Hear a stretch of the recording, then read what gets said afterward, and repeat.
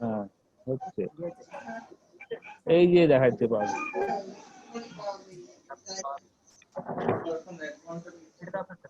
হ্যাঁ হ্যাঁ, কিন্তু শব্দ তো একদম জঘন্য। কি করবে? শেয়ার স্ক্রিন, হেডফোন তো একদম বাজে আসছে।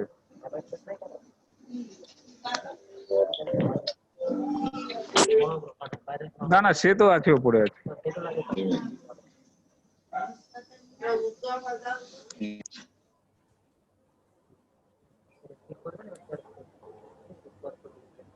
করো না শেয়ার স্ক্রিন। আচ্ছা, কই তো কোথায় দেখবো? দেখতে পাচ্ছি না তো। এই যে জুম, এটা কই? এইটা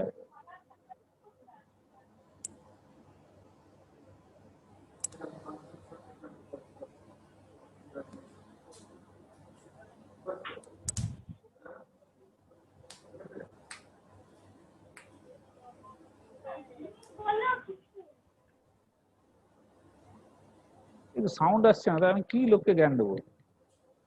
হ্যাঁ,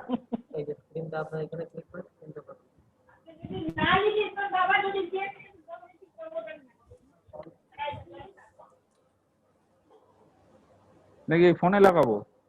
ফোনে লাগালে আমি ভিডিও দেখাতে পারবো না। হ্যাঁ কি?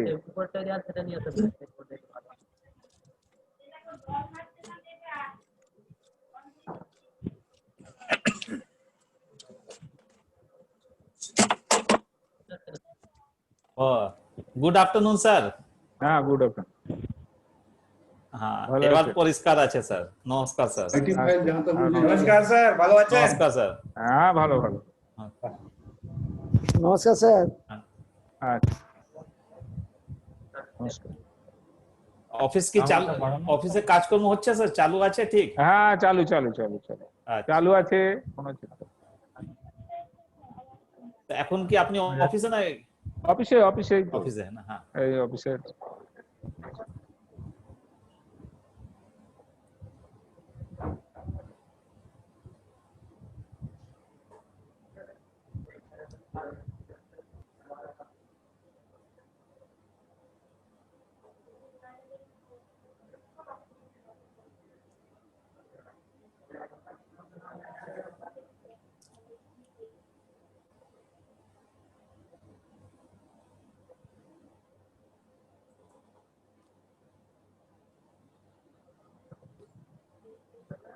এই পার্টিসিপেন্ট তো কম।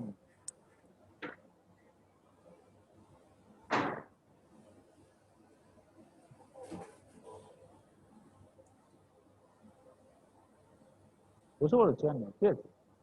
আচ্ছা।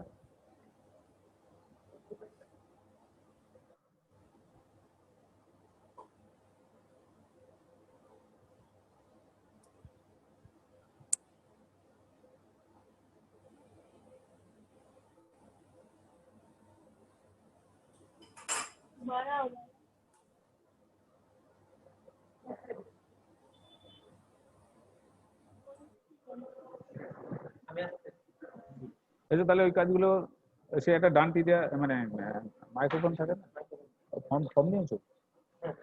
নিয়ে নিয়েছো তো?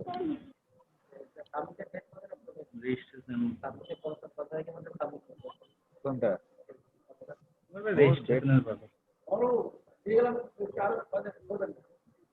না, আমরা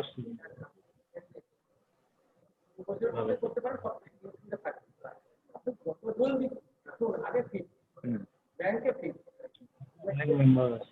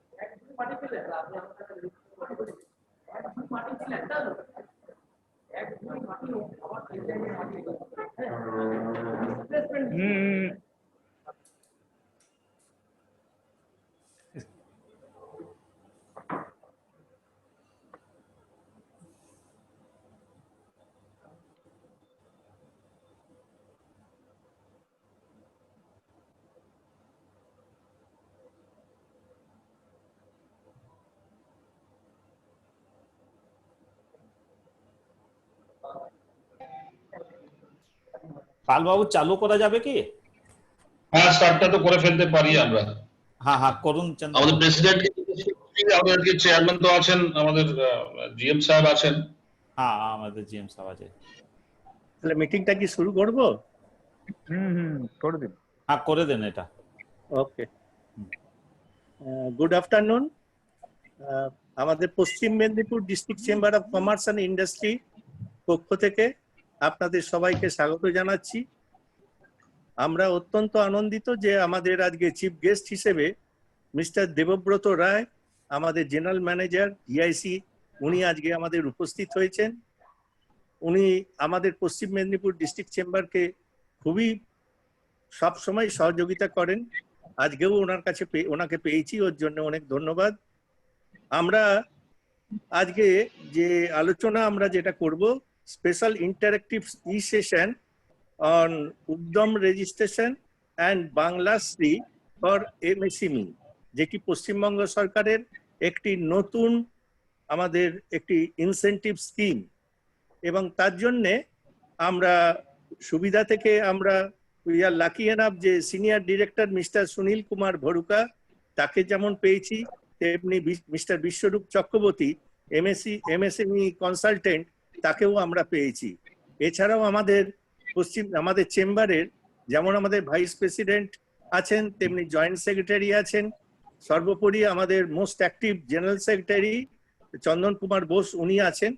আমি চন্দন বাবুকে অনুরোধ করছি যে আপনি একটু মিটিংটা একটু প্রথম স্টার্ট করে দিন। নমস্কার, আমরা সুবিধাকে সবার আগে আমরা ধন্যবাদ জানাচ্ছি যে আমাদেরকে এই প্ল্যাটফর্মটা তৈরি করে দেওয়ার জন্য। আজকে ওনাদের তরফ থেকে উপস্থিত আছেন মিস্টার সুনীল কুমার ভরুকা, যিনি সিনিয়র ডাইরেক্টর, এবং mister Biswarup Chakraborty MSME consultant. ওনাদের দুজনকেই আমরা স্বাগত জানাচ্ছি আজকের এই আমাদের ই সেশনে। এবং আমাদের মধ্যে উপস্থিত আছেন আমাদের চিফ গেস্ট, আমাদের জিএম সাহেব মিস্টার দেবব্রত রায়, যিনি সবসময় আমাদেরকে, তার গার্জেনশিপেই আমরা অ্যাকচুয়ালি চলি, এবং পশ্চিম মেদিনীপুরে ডিআইসির যে একটা অবদান আছে ইন্ডাস্ট্রির ক্ষেত্রে, সেটা উনি আসার পর থেকে আমরা ওনার সঙ্গে সহযোগিতা, ওনার কাছ থেকে সহযোগিতা সবসময় পেয়েছি। আর বাকি আমাদের ভাইস প্রেসিডেন্ট তো আছেনই, ভাইস প্রেসিডেন্ট আছেন, বাকি সমস্ত মেম্বার্সরা আছে, এবং আমাদের মেম্বার্সের বাইরেও অনেকে আছেন যারা আজকে এই প্রোগ্রাম দেখছেন এবং দেখবেন। আজকে মেইনলি আমাদের দুটো ব্যাপার, যেটা আপকামিং সাবজেক্ট দুটোই, একটা হচ্ছে উদ্যম রেজিস্ট্রেশন, আর একটা হচ্ছে বাংলাশ্রী ফর এমএসএমই। এটা একটা নিউ ইনসেন্টিভ স্কিম ওয়েস্ট বেঙ্গলের। এখন যে রকম আমাদের এমএসএমই এর ডেফিনিশনটা চেঞ্জ হয়ে গেছে, এবং কাজের ক্ষেত্রে আমরা দেখতে পাচ্ছি ব্যাংক থেকে এবং বিভিন্ন যে সমস্ত কনসার্ন গুলো আছে, সেই সমস্ত কনসার্ন গুলোতে যেখানে আমাদের ভেন্ডার লিস্টিং আছে, তারা সবাই কিন্তু চাইছে উদ্যম রেজিস্ট্রেশন। উদ্যম রেজিস্ট্রেশন আগে যেরকম আমাদের এমএসএমই এর ক্ষেত্রে যে রেজিস্ট্রেশন প্রসেসটা ছিল, সেটা ইএম পার্ট 1 পার্ট 2 বিশদে আমাদের জিএম সাহেব বলবেন। পরবর্তীকালে আমাদের উদ্যোগ আধার বলে একটি রেজিস্ট্রেশন প্রসেস, আমরা সেটা ফলো করি। উদ্যোগ আধারের পর এখন হয়েছে উদ্যম। উদ্যোগ আধারের ক্ষেত্রে অনেক ক্ল্যারিটির অভাব ছিল, এখন উদ্যম রেজিস্ট্রেশনের ক্ষেত্রে আমরা দেখতে পাচ্ছি, বা যেটা আমরা আজকে জানবো, যে জিএসটি এবং আইটি আমাদের দুটোই এর সঙ্গে লিঙ্কড হয়ে থাকছে। তার ফলে ক্লারিফিকেশন যেগুলো আছে বা ডেফিনিশন এমএসএমই এর ক্ষেত্রে যে টার্নওভারের ব্যাপার বা ইনভেস্টমেন্টের উপর নির্ভর করে মাইক্রো, স্মল এবং মিডিয়াম ক্যাটাগরি যেগুলো সিগ্রিগেট করা হচ্ছে সেক্ষেত্রে আরো অনেক বেশি ক্ল্যারিটি থাকবে। আজকে সুবিধা আমাদেরকে এই সুযোগটা করে দিয়েছেন, তারা তাদের এক্সপার্টিসটা তাদের মাধ্যমে আমরা পাবো, কেননা এটার ক্ষেত্রে অনেকেরই একটা আমরা যারা বিজনেসের সঙ্গে যুক্ত, বিভিন্ন ব্যবসার সঙ্গে যুক্ত আছি, তারা প্রত্যেকেই ব্যস্ত থাকি, আমাদের পক্ষে সব সময় খুঁটিনাটি বিষয়গুলো জানা সম্ভব হয় না। তার সুবিধা একটি কনসালটেন্ট গ্রুপ, আমরা চাইবো তারা আমাদের যারা সমস্ত স্টেক হোল্ডার্স আছেন, ইন্ডাস্ট্রি স্টেক হোল্ডার্স আছেন, তাদেরকে একটু হেল্প করুন, অবশ্যই তাদের যা যা টার্মস এন্ড কন্ডিশনস আছে সেইগুলোর বিনিময়। আজকে মিটিংটা স্টার্ট হোক, এটুকুই বলতে পারি।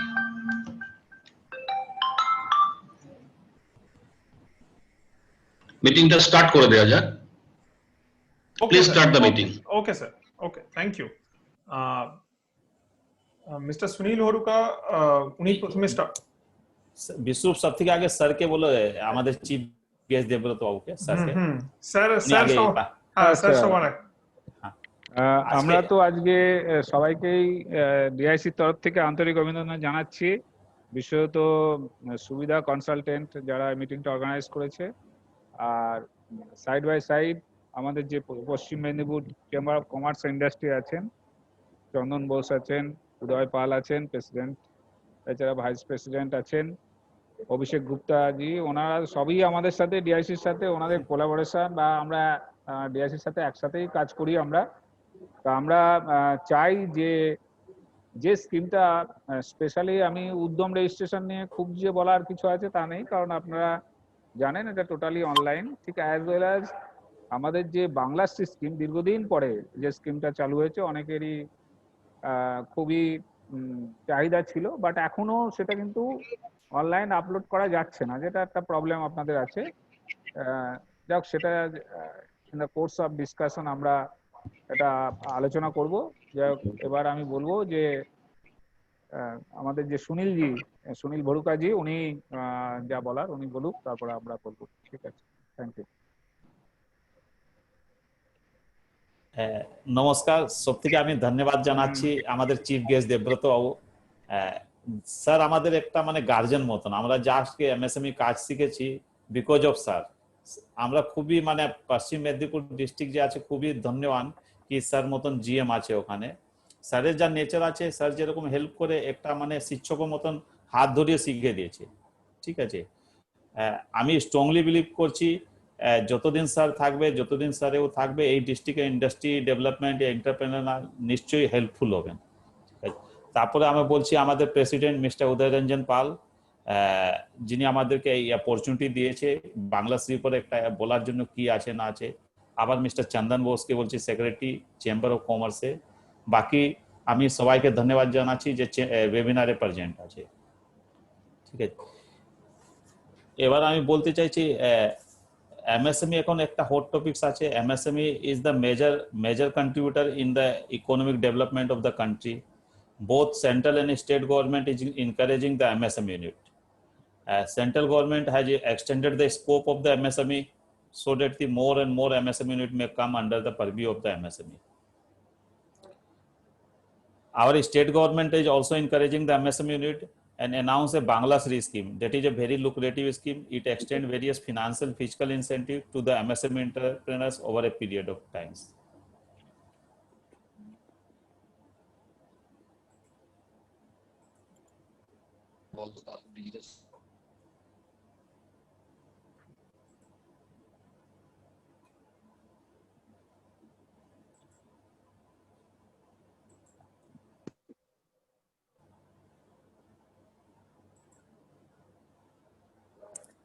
পিপিটি আসছে বিশ্বরূপ?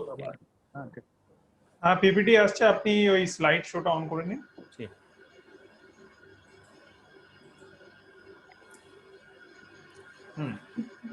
সেন্ট্রাল গভর্নমেন্ট এমএসএমই ডেফিনেশনটা 26 জুন 2020 তে চেঞ্জ করে দিয়েছে। আগে যে পুরাতন ডেফিনেশন ছিল সেটা বেস ছিল investment in plant and machinery. তো সেটা খুব বেশি রেশনাল ছিল না। অনেক সময় দেখা যেত কি কোম্পানিতে প্লান্ট এন্ড মেশিনারি কম আছে কিন্তু টার্নওভার অনেক বেশি আছে, এরকম হতে পারে 500 কোটি আছে। তখন কোশ্চেন রাইজ হতো কি ভাই ওই 500 কোটি টার্নওভার ইউনিট এমএসএমই কি এরকম হবে। গভর্নমেন্টটা এটাকে রেশনালাইজ করার জন্য দুটা ক্রাইটেরিয়া করে দিয়েছে, investment in plant and machinery plus turnover. আমরা এমএসএমই মানে কি হলো, micro small and medium enterprise. Micro মানে হলো investment in plant and machinery up to 1 crore and turnover up to 5 crore. Small money investment in plant and machinery up to 10 crore, turnover up to 50 crore. Medium money investment in plant and machinery up to 50, turnover up to 250 crore. এখানে plant and machinery কি আছে? এখানে plant and machinery মানে exactly same জিনিস আছে যেটা income ট্যাক্সে হচ্ছে। ইনকাম ট্যাক্সে যা ডেফিনেশন আছে আর এমএসএমই এর জন্য প্লান্ট এন্ড মেশিনারি ডিফারেন্স আছে, সেম আছে, কিন্তু সাবসিডির জন্য প্লান্ট এন্ড মেশিনারি ডিফারেন্ট আছে। কিন্তু আমার ইউনিট এমএসএমই আছে কিনা সেটা exactly link with the income tax return আছে। সিমিলারলি টার্নওভার মানে কি হলো, টার্নওভার যেটা আমরা জিএসটি রিটার্ন জমা করছি ওখানে যে ট্যাক্সেবল টার্নওভার আছে দ্যাট ইজ দ্য টার্নওভার। আমরা যখন এমএসএমই রেজিস্ট্রেশনটা নিব, আমাদের যে investment in plant and machinery previous ইয়ারে কি ছিল যেটা আমরা ইনকাম ট্যাক্স রিটার্ন জমা করছি, আমরা অনলাইন যখন রেজিস্ট্রেশন করাবো এই ফিগারটা ওখান থেকে লিঙ্ক করবে। ঠিক আছে, এখানে প্লান্ট এন্ড মেশিনারি যে ভ্যালু আসবে সেটা ডব্লিউডিবি ভ্যালু থাকবে, অরিজিনাল ভ্যালু ছিল না, আসবে না। আগে পুরাতন স্কিমে পুরাতন যে এমএসএমই ডেফিনেশন ছিল ওখানে অরিজিনাল ভ্যালু থাকতো। এই টার্নওভারের মধ্যে এক্সপোর্ট টার্নওভার এক্সক্লুডেড আছে, এক্সপোর্ট ছাড়া যে টার্নওভার হবে দ্যাট ইজ দ্য টার্নওভার। তো এটা হলো এমএসএমই ডেফিনেশন। এমএসএমই মানে কম্পোজিট ক্রাইটেরিয়া আছে plant and machinery plus turnover. এবার আমরা আসছি যে স্টেট গভর্নমেন্ট একটা লুক্রেটিভ স্কিম অ্যানাউন্স করেছে for the development of MSME, তাকে বলছে বাংলাশ্রী স্কিম। ঠিক আছে, এটার মেন হাইলাইটস কি আছে? This scheme is applicable for micro and small enterprise. এটা আদার দেন এমএসএমই অ্যাপ্লিকেবল হবে না, যেটা লার্জ স্কেল প্রজেক্ট আছে সেখানে অ্যাপ্লিকেবল হবে না। This scheme is again applicable for manufacturing. যদি আপনার কোনো সার্ভিস অ্যাক্টিভিটি থাকবে তো সার্ভিস অ্যাক্টিভিটি বাংলাশ্রীতে কভার্ড হয় না। ঠিক আছে, যেরকম কোল্ড স্টোরেজ আছে, কোল্ড স্টোরেজ ইজ এক্সক্লুডেড। এই স্কিমটা ইফেক্টিভ পিরিয়ড আছে 1 এপ্রিল 2020 আর ভ্যালিড থাকবে 31 মার্চ 2025। মানে আপনার লাস্ট কমার্শিয়াল প্রোডাকশনের ডেট এটা আছে, এই মধ্যে যদি আপনার প্রোডাকশন চলে আসে তো আপনার এই স্কিমটা অ্যাপ্লিকেবল হবে। এই স্কিমটা পুরো ওয়েস্ট বেঙ্গলের জন্য আছে। ইনভেস্টমেন্ট যে কভার্ড হবে আন্ডার দিস স্কিম সেটা হবে 1 এপ্রিল 2018 অনওয়ার্ডস কভার্ড হবে। আর এই স্কিমে কমার্শিয়াল অপারেশন যেটা থাকবে সেটা 1 এপ্রিল 2019 অনওয়ার্ডস আছে। আগে আমাদের পুরাতন স্কিম ছিল, ডেটা ছিল WS 2013 স্কিম। ওই স্কিম লাস্ট ডেট ছিল 31 মার্চ 2018। প্রায় 2 বছর, মোর দেন 2 ইয়ার্স তারপরে কোনো গভর্নমেন্টের স্কিম আসলো না, একটা গ্যাপ চলে এসেছিল। ঠিক আছে, তো কোশ্চেনের রাইজ হচ্ছিল কি এই 2 বছর পরে 1 এপ্রিল 2018 পর যার কমার্শিয়াল অপারেশন এসছে সেটা কি সাবসিডি পাবে কি পাবে না। কিন্তু এই স্কিমটা এত সুন্দরভাবে প্রভিশন করা আছে, এটা ডিজাইন করা আছে, আপনি আপনার স্কিমটা আইদার বাংলাশ্রীতে কভার্ড হবে বা পুরাতন স্কিমে কভার্ড হবে। তো এবার কোনটা বাংলাশ্রীতে কভার্ড হবে কোনটা ওল্ড স্কিম যেটা WS 2013 স্কিমে কভার্ড হবে সেটা আমি বলছি। যেখানে প্রোডাকশন আপনার 1 এপ্রিল 2018 আর 31 মার্চ 2019 এই পিরিয়ডের মধ্যে যার কমার্শিয়াল অপারেশন আসছে, যার ইউনিট চালু হচ্ছে সেটা পুরাতন স্কিমে কভার্ড হবে। 1 এপ্রিল 2019 পরে যা প্রোডাকশন আসছে সেটা নতুন স্কিম দ্যাট ইজ বাংলাশ্রীতে কভার্ড হবে। পুরাতন স্কিমে সব বেনিফিটস আছে কিন্তু জিএসটি বেনিফিটটা কভার্ড হচ্ছে না। পুরাতন স্কিমে টাইমলাইন যে আছে 6 মান্থ আছে from the date of notification. এই স্কিম যেদিন অ্যানাউন্স হয়েছে সেখান থেকে আপনার 6 মাস টাইম দেওয়া আছে, তার মধ্যে আপনাকে ফার্স্ট ক্লেম জমা করতে হবে। এই যদি ফার্স্ট ক্লেমটা যদি না জমা করেন তো আপনার কেসটা টাইম বাউন্ড হয়ে যাবে আর সাবসিডির জন্য এলিজিবল হবেন। আমি একটা কম্পারিজন করেছি কোনটা 2013 এ যাবে কোনটা বাংলাশ্রীতে যাবে। আপনার ইনভেস্টমেন্ট 13 এ আছে 1 এপ্রিল 2012 থেকে এফেক্টিভ আছে আর এই স্কিমটা 1 এপ্রিল 2019 থেকে এফেক্টিভ আছে।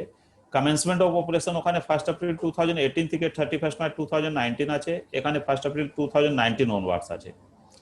এখানে ক্যাপিটাল ইন্টারেস্ট সবই রকম সাবসিডি আছে, পাওয়ার সাবসিডি, ইলেকট্রিসিটি ওয়েভার, কিন্তু জিএসটি বেনিফিট নেই। এই স্কিমে ক্যাপিটাল সাবসিডি, ইন্টারেস্ট সাবসিডি সব আছে কিন্তু জিএসটি বেনিফিটও ইনক্লুড আছে। এটা একটা বাংলাশ্রীতে অ্যাডভান্টেজ আছে।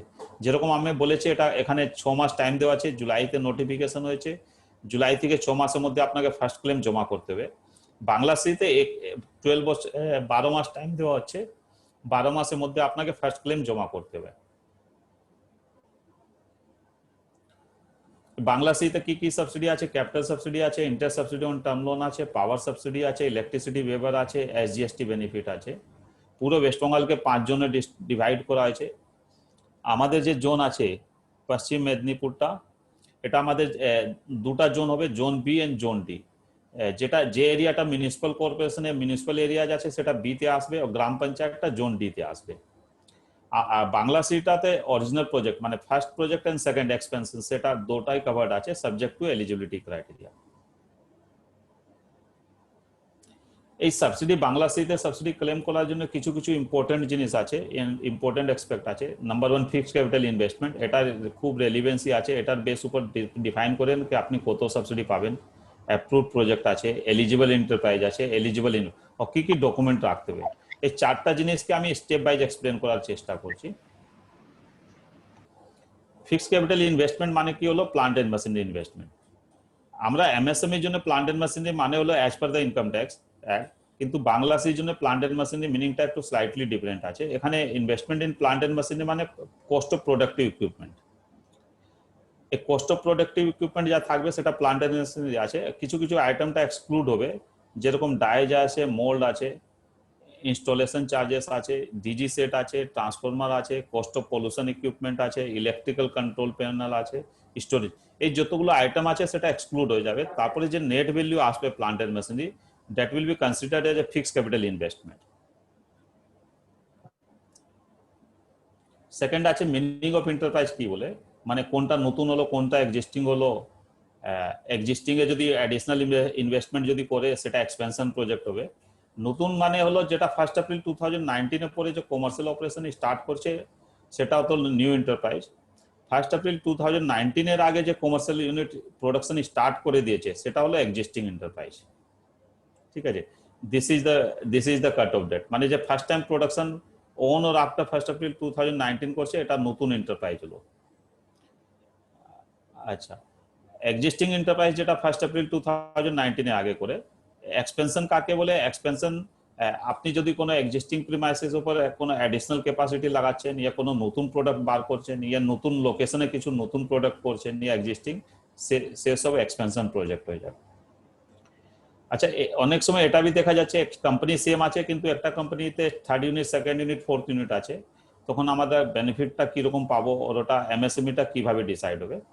এখন যে নতুন ডেফিনেশন যে এমএসএমই এসছে খুব ক্লিয়ার আছে, পরিষ্কার আছে, আপনার যত এন্টারপ্রাইজ থাকবে, যত ইউনিট থাকবে তার ইনভেস্টমেন্টটা ক্লাব হয়ে যাবে আর তার টার্নওভারটা ক্লাব হয়ে যাবে। ক্লাব করে যে টোটাল ফিগার আসবে, যোগ করে যে টোটাল ফিগার আসবে তার বেসিসে উপর ডিসাইড হবে কি এটা মানে এমএসএমই তে আসছে কি আসছে না, মানে ক্লাবিং হয়ে যাবে, মানে ইনভেস্টমেন্টটা ইউনিট পুরো পুরো পুরো ইউনিটটা ইনভেস্টমেন্ট ক্লাব করে দিব, টার্নওভারটা পুরো ক্লাব করে দিব। তো এটা হলো মিনিং অফ এন্টারপ্রাইজ। এবার আসছি এলিজিবল এন্টারপ্রাইজ কি হতে পারে আর এলিজিবল ইনভেস্টমেন্ট কোনটা হতে পারে। আমাদের প্রাইভেট সেক্টরে যে কোনো organisation like proprietorship, partnership, private limited company, limited company, ঠিক আছে, সবগুলো এই বাংলাদেশের জন্য এলিজিবল আছে। কোঅপারেটিভ সেক্টর আছে, জয়েন্ট স্টক কোম্পানি আছে, ইয়া কোম্পানি जो owned and managed by the state government আছে, ইয়া industrial unit manage by the self help group, ঠিক আছে, সব এলিজিবল এন্টারপ্রাইজ আছে to claim the benefits under Bangla সি। এবার ইনভেস্টমেন্ট কোনটা আছে, যেটা আমরা 1 এপ্রিল 2018 এ পরে ইনভেস্টমেন্ট করব। এখানে ইনভেস্টমেন্ট মানে investment in plant and machinery only. এটা भी হতে পারে আপনি 18 এ আগে ল্যান্ড নিয়ে নিয়েছেন, বিল্ডিং হয়ে গেছে, তাতে কোনো অসুবিধা নেই, ঠিক আছে, সেটা করতে পারেন। কিন্তু প্লান্ট এন্ড মেশিনারি যে ইনভেস্টমেন্ট হবে সেটা 1 এপ্রিল 2018 পরেই হবে, সেটা স্কিমে কভার্ড হবে। যদি আপনি কিছু সামান্য ইনভেস্টমেন্টটাতে যদি 1 এপ্রিল 2018 এ আগে করেন, মেজর ইনভেস্টমেন্ট নেই, কিছু করেন, সেটা এক্সক্লুড হয়ে যাবে, তার উপর কোনো বেনিফিট নেই। তো এলিজিবল এন্টারপ্রাইজ হলো, এলিজিবল ইনভেস্টমেন্ট হলো। আমি আগে এন্টারপ্রাইজ কাকে বলছে সেটা এক্সপ্লেন করেছি। এবার এখানে একটা অ্যাপ্রুভ প্রজেক্টের কনসেপ্ট আছে। অ্যাপ্রুভ প্রজেক্ট মানে যে আমরা প্রজেক্ট রিপোর্ট বানাচ্ছি, ইয়া ডিটেল প্রজেক্ট রিপোর্ট বানাচ্ছি, তাকে অ্যাপ্রুভ করাতে হয়। অ্যাপ্রুভ কে করতে পারে? Department of MSME, government of West Bengal করতে পারে, ইয়া যে ডিস্ট্রিক্টে আমার ইন্ডাস্ট্রি আছে ওখানে ডিস্ট্রিক্ট ইন্ডাস্ট্রিয়াল সেন্টার করতে পারে, ইয়া এমএসএমই ডিআই করতে পারে, ইয়া যদি ফুড প্রসেসিং ইন্ডাস্ট্রি থাকলে আমাদের ফুড প্রসেসিং ডিপার্টমেন্টও করতে পারে।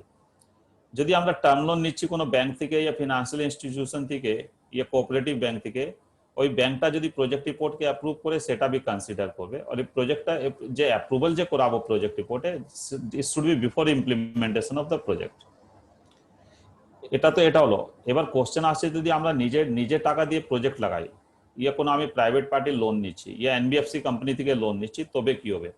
তবে খুব পরিষ্কার আছে, আপনাকে প্রজেক্ট রিপোর্টে ভেটিং করাতে হবে, এই যে উপরে যে 4-5টা নোডাল অফিস আছে তার থেকে।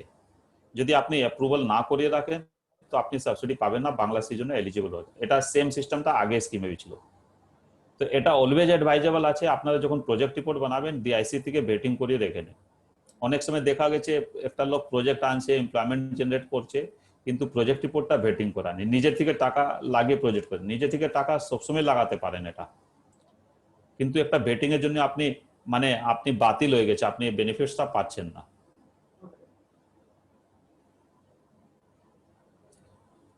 যেরকম আমরা বলেছিলাম পশ্চিমী মেদিনীপুর যে আছে আমাদের জোন বি আসছে, মিউনিসিপাল কর্পোরেশন, মিউনিসিপাল এরিয়াজ আর আদার দেন মিউনিসিপাল বাকি জোন ডি তে আছে। তো আমরা যে সাবসিডি পাচ্ছি, যে প্রথম সাবসিডি আছে ক্যাপিটাল সাবসিডি। জোন বি তে কোনো ক্যাপিটাল সাবসিডি নেই, জোন ডি তে ক্যাপিটাল সাবসিডি আছে। মাইক্রো এন্টারপ্রাইজ হলে 40% আছে, এখানে কোনো আপার লিমিট নেই। স্মল এন্টারপ্রাইজ হলে আপনারও আছে, জোন ডি তে 30% আছে, ম্যাক্সিমাম লিমিট 50 লাখ আছে। জোন বি তে কোনো ক্যাপিটাল সাবসিডি নেই, কিন্তু এখানে একটা এক্সেপশন আছে। এক্সেপশন এটা আছে, যদি এন্টারপ্রাইজটা যদি set up by SC ST আছে, ইয়ে ওমেন এন্টারপ্রাইজ আছে, ইয়ে মাইনরিটি আছে, তখন ক্যাপিটাল সাবসিডি আছে।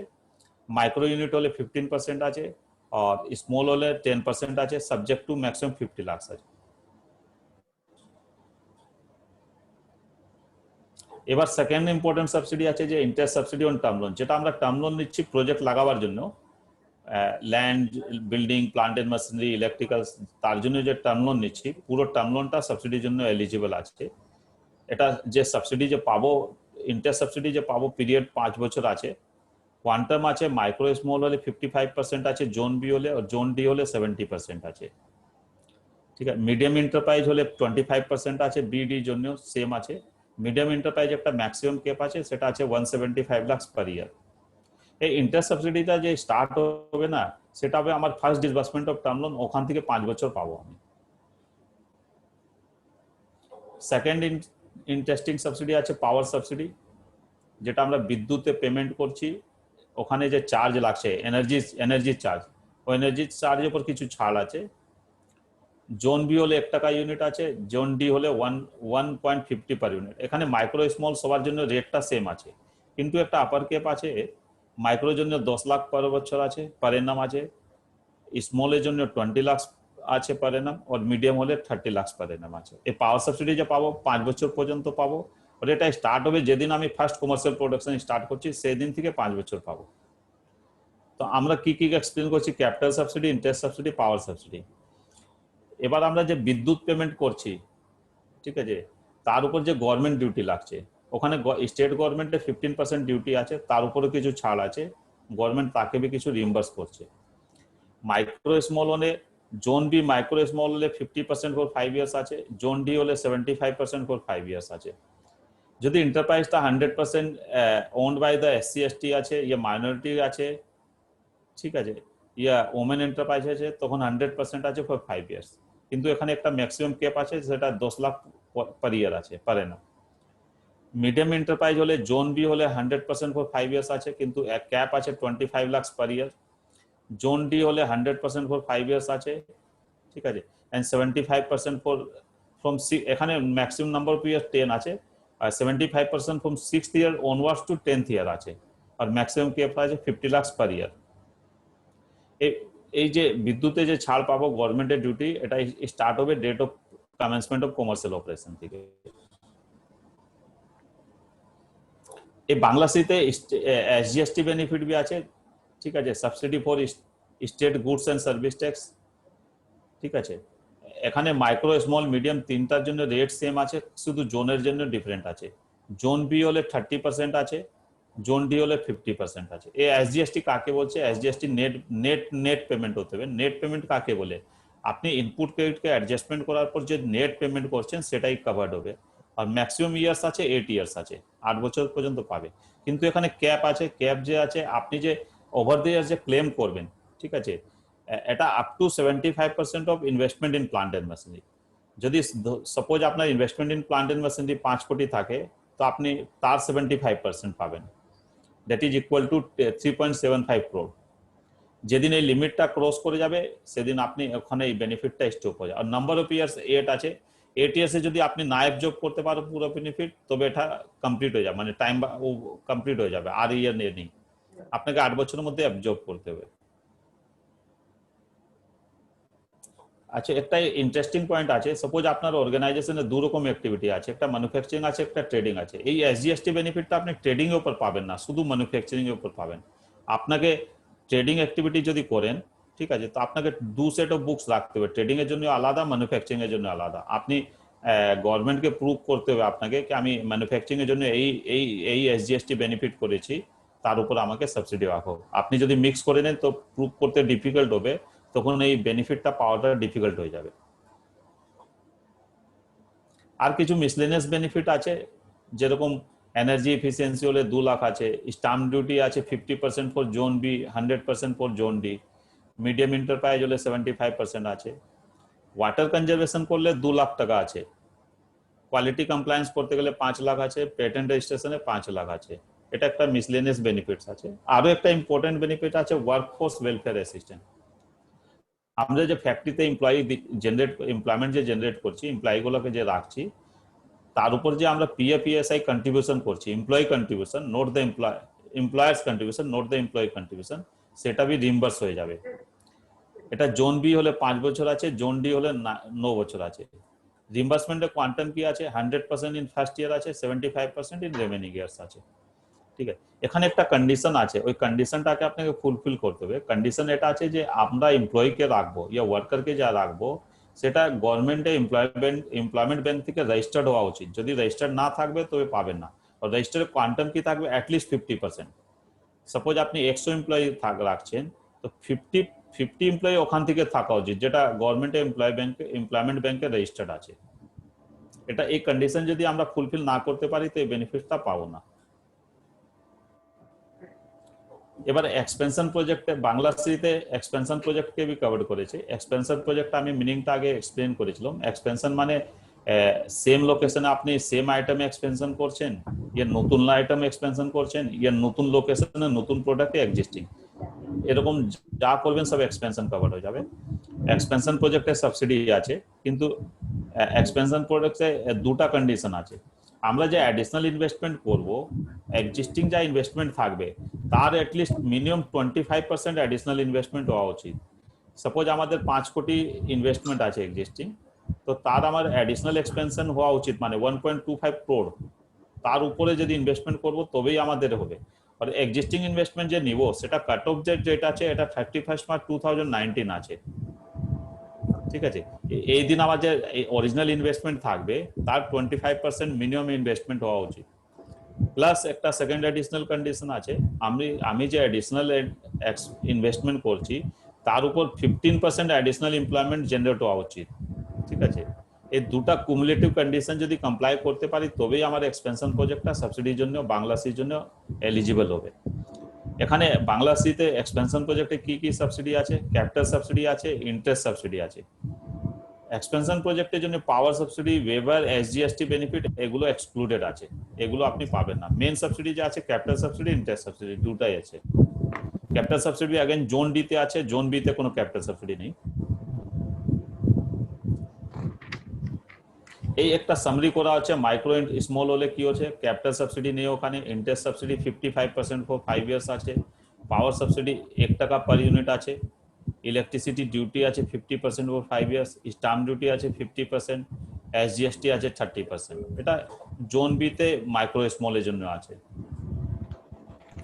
জোন বি তে মিডিয়াম এন্টারপ্রাইজ হলে কি হলো, কোনো ক্যাপিটাল সাবসিডি নেই, ইন্টারেস্ট সাবসিডি 25% অন টার্ম লোনের উপর যা ইন্টারেস্ট পেমেন্ট করছি তার 25% আছে ফর 5 ইয়ার্স, পাওয়ার সাবসিডি আছে 1 টাকা পার ইউনিট ফর 5 ইয়ার্স আছে, ইলেকট্রিসিটি ডিউটি ওয়েভার আছে, স্ট্যাম্প ডিউটি আছে, এসজিএসটি বেনিফিট 30% আছে, আর ওয়ার্কফোর্স ওয়েলফেয়ার অ্যাসিস্ট্যান্স আছে। এটা একটা সামারি হলো জোন বি জন্য। সিমিলারলি জোন ডি যদি থাকে, মাইক্রো হলে কি হবে, ক্যাপিটাল সাবসিডি 40% আছে, interest subsidy on term loan আছে 70% ফর 5 ইয়ার্স, পাওয়ার সাবসিডি আছে 1.5 টাকা ইউনিট আছে ফর 5 ইয়ার্স, ইলেকট্রিসিটি ওয়েভার আছে, স্ট্যাম্প ডিউটি আছে, এসজিএসটি বেনিফিট আছে। ঠিক আছে, এটা মাইক্রো হলো। স্মল হলে ক্যাপিটাল সাবসিডি আছে 30% subject to upper cap of 50 lakh, interest subsidy term loan আছে 70% वो 5 ইয়ার্স পাওয়ার इसको সাবসিডি আছে 1.5 টাকা स्क्रीनशॉट ले सकते हैं इसको स्क्रीनशॉट ले सकते हैं ইলেকট্রিসিটি ডিউটি ওয়েভার আছে 75% স্ট্যাম্প ডিউটি আছে এসজিএসটি বেনিফিট আছে মিডিয়ামের জন্য জোন ডি তে মিডিয়াম এন্টারপ্রাইজে কোনো ক্যাপিটাল সাবসিডি নেই ইন্টারেস্ট সাবসিডি 25% আছে পাওয়ার সাবসিডি আছে ইলেকট্রিসিটি আছে স্ট্যাম্প ডিউটি আছে ওয়ার্কফোর্স আছে এগুলো সামারাইজ আছে এবার আমরা সাবসিডি বললাম কি কি আছে ক্যাপিটাল সাবসিডি আছে ইন্টারেস্ট সাবসিডি আছে পাওয়ার সাবসিডি আছে ইলেকট্রিসিটি ডিউটির উপর ছাড় আছে এসজিএসটি বেনিফিট আছে ওয়ার্কফোর্স ওয়েলফেয়ার অ্যাসিস্ট্যান্স আছে এগুলো সাবসিডি বললাম বেসিক জিনিসটা বললাম এবার আমাদেরকে কি কি ডকুমেন্ট রেডি রাখতে হবে সাবসিডি ক্লেম করার জন্য আর কি এলিজিবিলিটি ক্রাইটেরিয়া আছে প্রজেক্ট মাস্ট বি অ্যাপ্রুভড যেটা আমি অলরেডি এক্সপ্লেন করেছি এই যে সাবসিডি আছে শুধু ম্যানুফ্যাকচারিং সেক্টরটা কভারড হবে নেগেটিভ লিস্টে আসবে না নেগেটিভ লিস্টে আমাদের স্পঞ্জ আয়রন ফ্যাক্টরি আর রেড ব্রিক্স এটা নেগেটিভ লিস্টে আছে ঠিক আছে আমাদের কমার্শিয়াল প্রোডাকশন ডেট যে থাকবে 1 এপ্রিল 2019 এ পরে থাকবে আমরা ফার্স্ট ক্লেম যে জমা করব 12 মাসের মধ্যে 12 মান্থের মধ্যে জমা করতে হবে ডিলে করলে এটা টাইম বার্ড হয়ে যাবে আমরা যে ল্যান্ডটা যে প্রজেক্ট ল্যান্ড যে থাকবে সেটা কোম্পানি নামে মিউটেটেড হওয়া উচিত ল্যান্ডটা ইন্ডাস্ট্রিয়ালি কনভার্টেড থাকা উচিত রেন্টেড প্রপার্টি থাকলে এটা যে ল্যান্ডলর্ড আছে তার নামে মিউটেশন থাকবে আর ইন্ডাস্ট্রিয়ালি কনভার্টেড থাকবে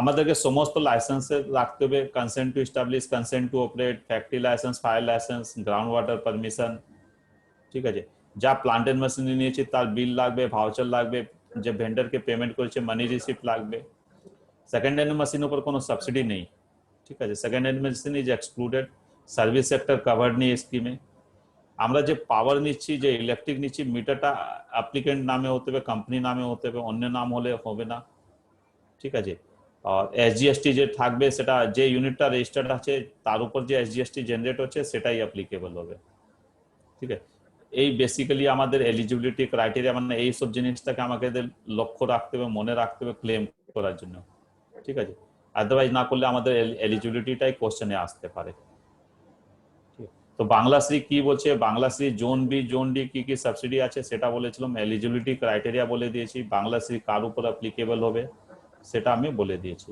এটা হলো বাংলাশ্রী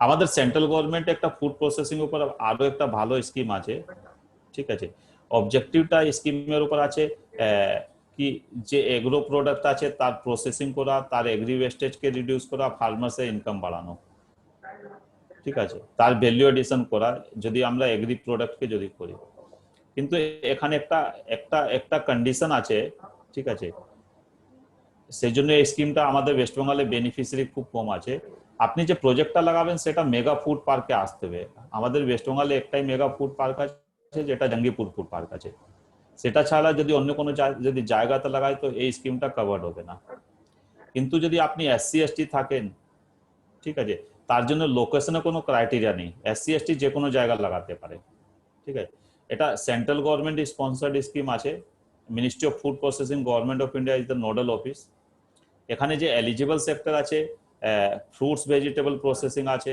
মিল্ক প্রসেসিং আছে ready to it ready to cook আছে রাইস মিল আসবে ডাল মিল আসবে গ্রেন মিল আছে এগুলো সব মানে যে এগ্রি প্রোডাক্ট যে ফ্রুটস এ ভেজিটেবল কে যে প্রসেসিং করছি না সেটা এখানে কভার্ড হচ্ছে ফার্মিংটা কভার্ড হবে না প্রসেসিংটা কভার্ড হচ্ছে ইনএলিজিবল সেক্টর যেরকম প্যাকেজ ড্রিঙ্কিং ওয়াটার আছে এরিটেড ওয়াটার মানে কোল্ড ড্রিঙ্কস আছে ফার্মিং অ্যাক্টিভিটি আছে ডেয়ারি ফার্মিং আছে এগুলো পোল্ট্রি ফার্মিং আছে এগুলো অ্যাক্টিভিটি গুলো এক্সক্লুডেড আছে এই স্কিমটা 30 নভেম্বর 2020 পর্যন্ত ভ্যালিড আছে আর সেন্ট্রাল গভর্নমেন্ট এটা টাইম টু টাইম এক্সটেন্ড করে এখানে ফিনান্সিয়াল বেনিফিট খুব ভালো আছে আপনার যদি জেনারেল এরিয়া থাকে 35% আছে নর্থ ইস্ট হলে 50% আছে অফ দ্য ইনভেস্টমেন্ট এখানে ইনভেস্টমেন্টের মধ্যে ল্যান্ড ছাড়া আপনার building plant and machinery electrical সব কভার্ড হচ্ছে আর ম্যাক্সিমাম যে কোয়ান্টাম আছে 5 কোটি আছে সাবসিডি এখানে বিউটি অফ দ্য স্কিম আছে আপনি 50% সাবসিডি সাপোজ আপনার ম্যাক্সিমাম কোয়ান্টাম 5 কোটি হচ্ছে 50% 2.5 crore আপনি যখন প্রজেক্ট আপনার ইমপ্লিমেন্টেশন আছে প্রজেক্ট যখন কাজ চলছে তখন পেয়ে যাবেন অ্যাডভান্সে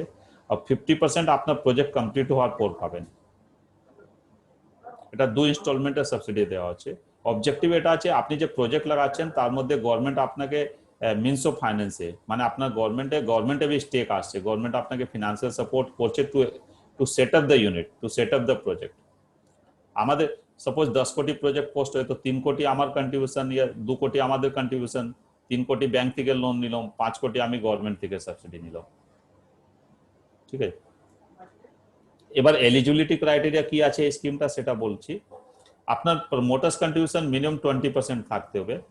ঠিক আছে, নর্থ ইস্ট হলে 10% আছে। ব্যাংক থেকে লোন মাস্ট আছে, উইদাউট লোন নিতে পারবো না, সেটা মিনিমাম 20% আছে, তার থেকে বেশি নিতে পারেন আপনি। আপনার মিনিমাম এলিজিবল প্রজেক্ট কোস্ট 3 কোটি থাকতে হবে in general area, north east হলে 1 কোটি আছে। আচ্ছা, প্রজেক্টটা আপনি যে বসাবেন মেগা ফুড পার্ক या অ্যাপ্রুভড এগ্রো ক্লাস্টার, আমাদের ওয়েস্ট বেঙ্গলে কোনো অ্যাপ্রুভড এগ্রো প্রসেসিং ক্লাস্টার নেই, মেগা ফুড পার্ক একটাই আছে। 100% এসসি এসটি হলে যে কোনো জায়গা লাগাতে পারেন। ঠিক আছে, আর প্রজেক্টটা 18 মান্থসের মধ্যে কমপ্লিট করতে হবে।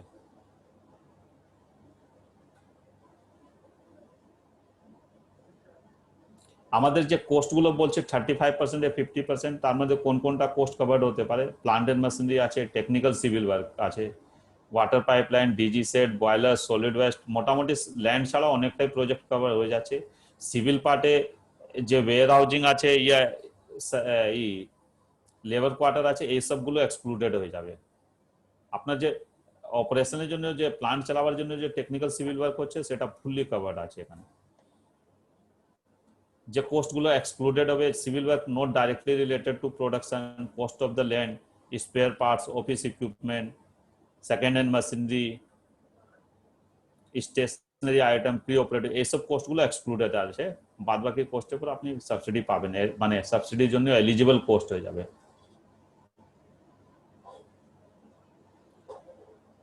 এগুলো বেসের জন্য আরো একটা সেন্ট্রাল গভর্নমেন্টের স্কিম আছে, যেটা গোডাউন স্কিম বলছি আমরা। ঠিক আছে, আগে এটা গ্রামীণ ভান্ডারন যোজনা ছিল, এখন এটাকে স্কিমটাকে নাম চেঞ্জ হয়েছে, এগ্রিকালচার মার্কেটিং স্কিম আছে। এই স্কিমটা 31 মার্চ 2021 পর্যন্ত ভ্যালিড আছে। এই ডেটটা মানে হলো কি আপনার এই লোন স্যাংশন এই পিরিয়ডের মধ্যে হওয়া উচিত, আর আপনাকে গোডাউনের জন্য এক্সক্লুসিভ লোন নিতে হবে, টার্ম লোন ব্যাংক থেকে নিতে হবে। এটা নাবার্ডে স্কিম আছে, আপনাকে গভর্নমেন্ট সাবসিডি দিচ্ছে, capital subsidy for construction of rural godown. এখানে সাইলোটা বি কভার্ড হচ্ছে, আগে স্কিমে সাইলো কভার্ড হতো না, এখন সাইলোটা কভার্ড হচ্ছে। এই সাবসিডিতে কোয়ান্টাম আছে, নর্থ ইস্টের জন্য আছে, এফপিও জন্য আছে, আর আদার ক্যাটাগরি হলে যা প্রজেক্ট কোস্ট আছে 25% আছে। গোডাউনের capacity up to 1000 metric ton থাকে তো 875 আছে per metric ton, up to 5000 হলে 750 পার মেট্রিক টন আছে। আর ম্যাক্সিমাম ক্যাপ যে আছে 37.50 লাখ, এটা ম্যাক্সিমাম ক্যাপ। প্রাইভেট পার্টি করলে যে ম্যাক্সিমাম যে ক্যাপাসিটি আছে আপ টু 5000 কভার্ড হচ্ছে, 5000 মেট্রিক টন। ঠিক আছে, আর ম্যাক্সিমাম যে ক্যাপ আছে 37.5 লাখ আছে। এটা বি একটা ভালো স্কিম আছে, আপনি যদি 1.5 কোটি 2 কোটি যদি করেন তো আপনার 37.5 লাখ কভার্ড হয়ে যাবে। এখানে এলিজিবিলিটি ক্রাইটেরিয়া কি আছে?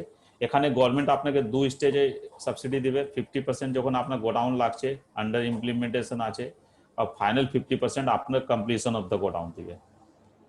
মিনিমাম প্রমোটার্স কন্ট্রিবিউশন 20% হবে অফ দ্য প্রজেক্ট কস্ট। যে টার্ম লোন নেবেন গোডাউনের জন্য ওটা মিনিমাম 50% আছে। और লোন যে স্যাংশন হবে 31 March 2021 is the last date to get the sanction. और লোন স্যাংশন লেটার টার্ম লোনে পরিষ্কার লেখা থাকবে এটা আমি গোডাউনের জন্য লোন নিচ্ছি, গোডাউন বসাবো। ঠিক আছে, তার একটা প্রজেক্ট রিপোর্ট থাকবে, ব্যাংক ওখানে লিখে দিবে এই প্রজেক্টটা, এই লোনটা আমাদের গোডাউন স্কিম, এগ্রিকালচার মার্কেটিং স্কিমে কভার্ড আছে। গোডাউন স্ট্যান্ডার্ড গোডাউন থাকবে, all basic infrastructure, shutter, proper ventilation, এইসব অ্যারেঞ্জমেন্ট থাকা উচিত। ঠিক আছে, আপনি যেখানে বসাচ্ছেন ওখানে land must be registered lease deed থাকতে হবে স্যার, রেন্টেড প্রপার্টি पर হবে না। और লিজ ডিড থাকলে মিনিমাম টেনিউর থাকবে 15 ইয়ার্স। তো এটা হলো গোডাউন সাবসিডি। Thank you. এবার আমার কলিগস বিশু উনি আপনাকে বুঝাবেন কি আপনি যে এখন উদ্যম রেজিস্ট্রেশন, যেটা এসএসআই এমএসএমই রেজিস্ট্রেশনটা কিভাবে হয়, কি ক্রাইটেরিয়া আছে, এটা অনলাইন রেজিস্ট্রেশন আছে, ও আপনাকে এক্সপ্লেন করবে কিভাবে নিতে হবে, কি কি কলম আছে, কি রকম ভরবেন। ঠিক আছে, বিশু এক্সপ্লেন, হ্যাঁ, start the presentation. Thank you Sunil ji, এত ডিটেলসে একটা প্রেজেন্টেশন দেওয়ার জন্য। আমি স্টার্ট করার আগে আরো একবার ধন্যবাদ জানাতে চাই আমাদের জিএমডিআইসি পশ্চিম মেদিনীপুর, আমাদের দেবব্রত স্যারকে, কারণ উনি এত ব্যস্ততার মাঝখানেও আমাদেরকে এতটা সময় দিচ্ছেন সেই জন্য। এবং তার সঙ্গে সঙ্গে mister mister Paul and mister Basu, ওনারা এই প্রোগ্রামটা অর্গানাইজ করেছেন Paschim Medinipur district chamber of commerce and industry. সেই জন্য আমি ওনাদের কাছে কৃতজ্ঞ, এবং ওনারা আমাদেরকে ইনভাইট করেছেন আজকে এই প্রেজেন্টেশনের জন্য। তো আমি স্টার্ট করার আগে জাস্ট একটু বলতে চাই দু একটা ব্যাপার এই উদ্যম রেজিস্ট্রেশনের ব্যাপারে। সেটা হচ্ছে যে আপনারা সবাই জানেন যে সব থেকে আগে ইএম পার্ট 1 পার্ট 2 ছিল, তারপরে উদ্যোগ আধার এলো। তো উদ্যম রেজিস্ট্রেশন এই প্রসেসটা চালু হয়েছে 1st of July 2020 থেকে, ঠিক আছে? এর আগে উদ্যোগ আধার মেমোরেন্ডাম এন্ড উদ্যোগ আধার রেজিস্ট্রেশন এই প্রসেসটা অ্যাপ্লিকেবল ছিল। তো এইটা চালু হওয়ার পিছনে কারণটা হচ্ছে যে গভর্নমেন্ট, আমাদের ministry of MSME, government of India, ওনারা আমাদের যে এমএসএমই ডেফিনেশন এতদিন ধরে চলে আসছিল সেটাকে রিভাইজ করে দিয়েছে, সেটাকে চেঞ্জ করেছে কিছু। এবং সেই চেঞ্জটা যেটা সুনীলজিও বললেন যে আগে তো শুধুমাত্র প্লান্ট অ্যান্ড মেশিনারি ইনভেস্টমেন্টকে কনসিডার করেই মাইক্রো, স্মল বা মিডিয়াম এন্টারপ্রাইজ একটা অ্যাসেসমেন্ট হতো, কিন্তু এখন তার সঙ্গে টার্নওভারকেও ইনক্লুড করা হয়েছে, যে প্লান্ট অ্যান্ড মেশিনারি এবং টার্নওভার দুটোকে মাথায় রেখে একটা ইউনিটের ক্লাসিফিকেশন হবে। তো উদ্যোগ আধার যেহেতু সেই সময় সেলফ ডিক্লারেশন বেসিসে ছিল শুধু প্লান্ট অ্যান্ড মেশিনারি ইনভেস্টমেন্টের হিসাবে, তো সেই কারণে সেই প্রসেসটাকে বন্ধ করে এখন উদ্যম রেজিস্ট্রেশন হয়েছে। উদ্যম রেজিস্ট্রেশনে আপনার প্লান্ট অ্যান্ড মেশিনারি ভ্যালু আপনার প্রিভিয়াস ইয়ারের যে আপনি ইনকাম ট্যাক্স রিটার্ন ফাইল করেছেন সেটার বেসিসে হবে, সেখানে যা প্লান্ট অ্যান্ড মেশিনারি শো করবে সেটার বেসিসে হবে, এবং আপনার টার্নওভার যেটা থাকবে প্রিভিয়াস ইয়ারে, যেটা আপনি জিএসটি রিটার্ন যখন ফাইল করেছেন সেখানে যে টার্নওভারটা মেনশন করা থাকবে সেটার বেসিসে হবে। তো এই দুটো জিনিসকে মাথায় রেখে হবে, এবং এটা আরো ভালো হয়েছে, আরো ক্ল্যারিটি এসেছে। আগে উদ্যোগ আধারে আপনি নিজের হিসাবে একটা প্লান্ট এন্ড মেশিনারি ফিগার দিয়ে দিতেন এবং সার্টিফিকেট পেয়ে যেতেন, কিন্তু এখন এই জিনিসটা আইটিআর এবং জিএসটির সঙ্গে লিংক করাতে জিনিসটা আরো বেশি অথেন্টিকেট হয়ে গেছে। আমি আমার প্রেজেন্টেশন শুরু করছি।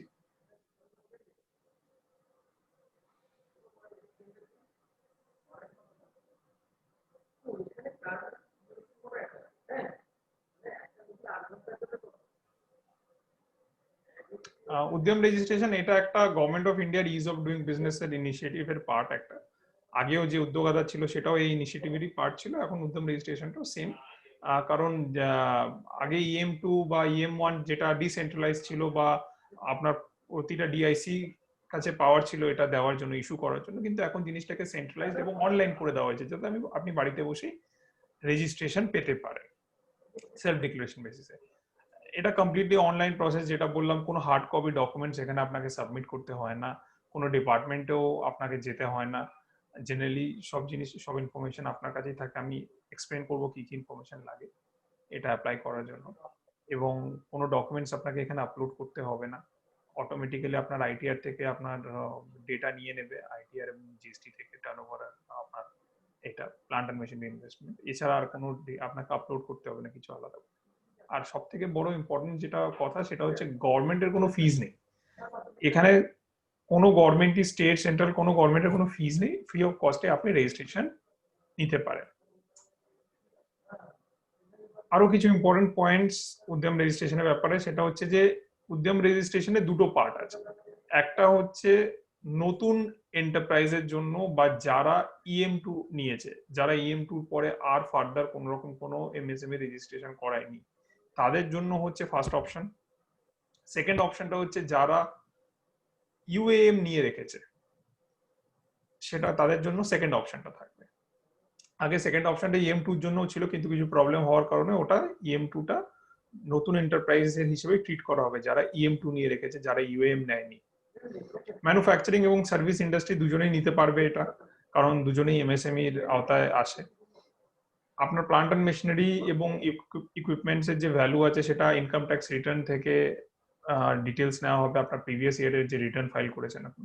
আর টার্নওভার যেটা আছে সেটা জিএসটি রিটার্ন থেকে ডেটা ফেচ করা। ইনকর্পোরেশন ডেট এবং কমার্শিয়াল প্রোডাকশন ডেট এই দুটো আলাদা আলাদা দুটো ডেট। আপনার ইনকর্পোরেশন বা registration date generally commercial production date হয় না। তো দুটো আলাদা আলাদা ডেট, অনেকে একই ডেট দু জায়গায় দিয়ে দেয়, তো সেই ভুলটা করবেন না। যেটা আপনার কমার্শিয়াল প্রোডাকশন ডেট সেটা সেখানে দেবেন, যেটা ইনকর্পোরেশন বা রেজিস্ট্রেশন ডেট সেটা আপনি সেই জায়গাতে দেবেন। এনআইসি কোড আগেও চুজ করতে হতো, ন্যাশনাল ইন্ডাস্ট্রিয়াল ক্লাসিফিকেশন কোড। আপনার ম্যানুফ্যাকচারিং বা সার্ভিসের বেসিসে যেটা রেলিভেন্ট এনআইসি কোড সেটা আপনি চুজ করবেন। আপনার যদি দু রকম জিনিসই থাকে, দু রকম অ্যাক্টিভিটি থাকে, ম্যানুফ্যাকচারিং সার্ভিস, আপনি দুটোর জন্য NIC code, multiple NIC code choose করতে পারেন, কোনো অসুবিধা নেই তাতে। একটা এন্টারপ্রাইজ একটার বেশি রেজিস্ট্রেশন, উদ্যম রেজিস্ট্রেশন ফাইল করতে পারে না, খুব স্পষ্টভাবে লেখা আছে লাস্ট যে নোটিফিকেশন এসেছিল।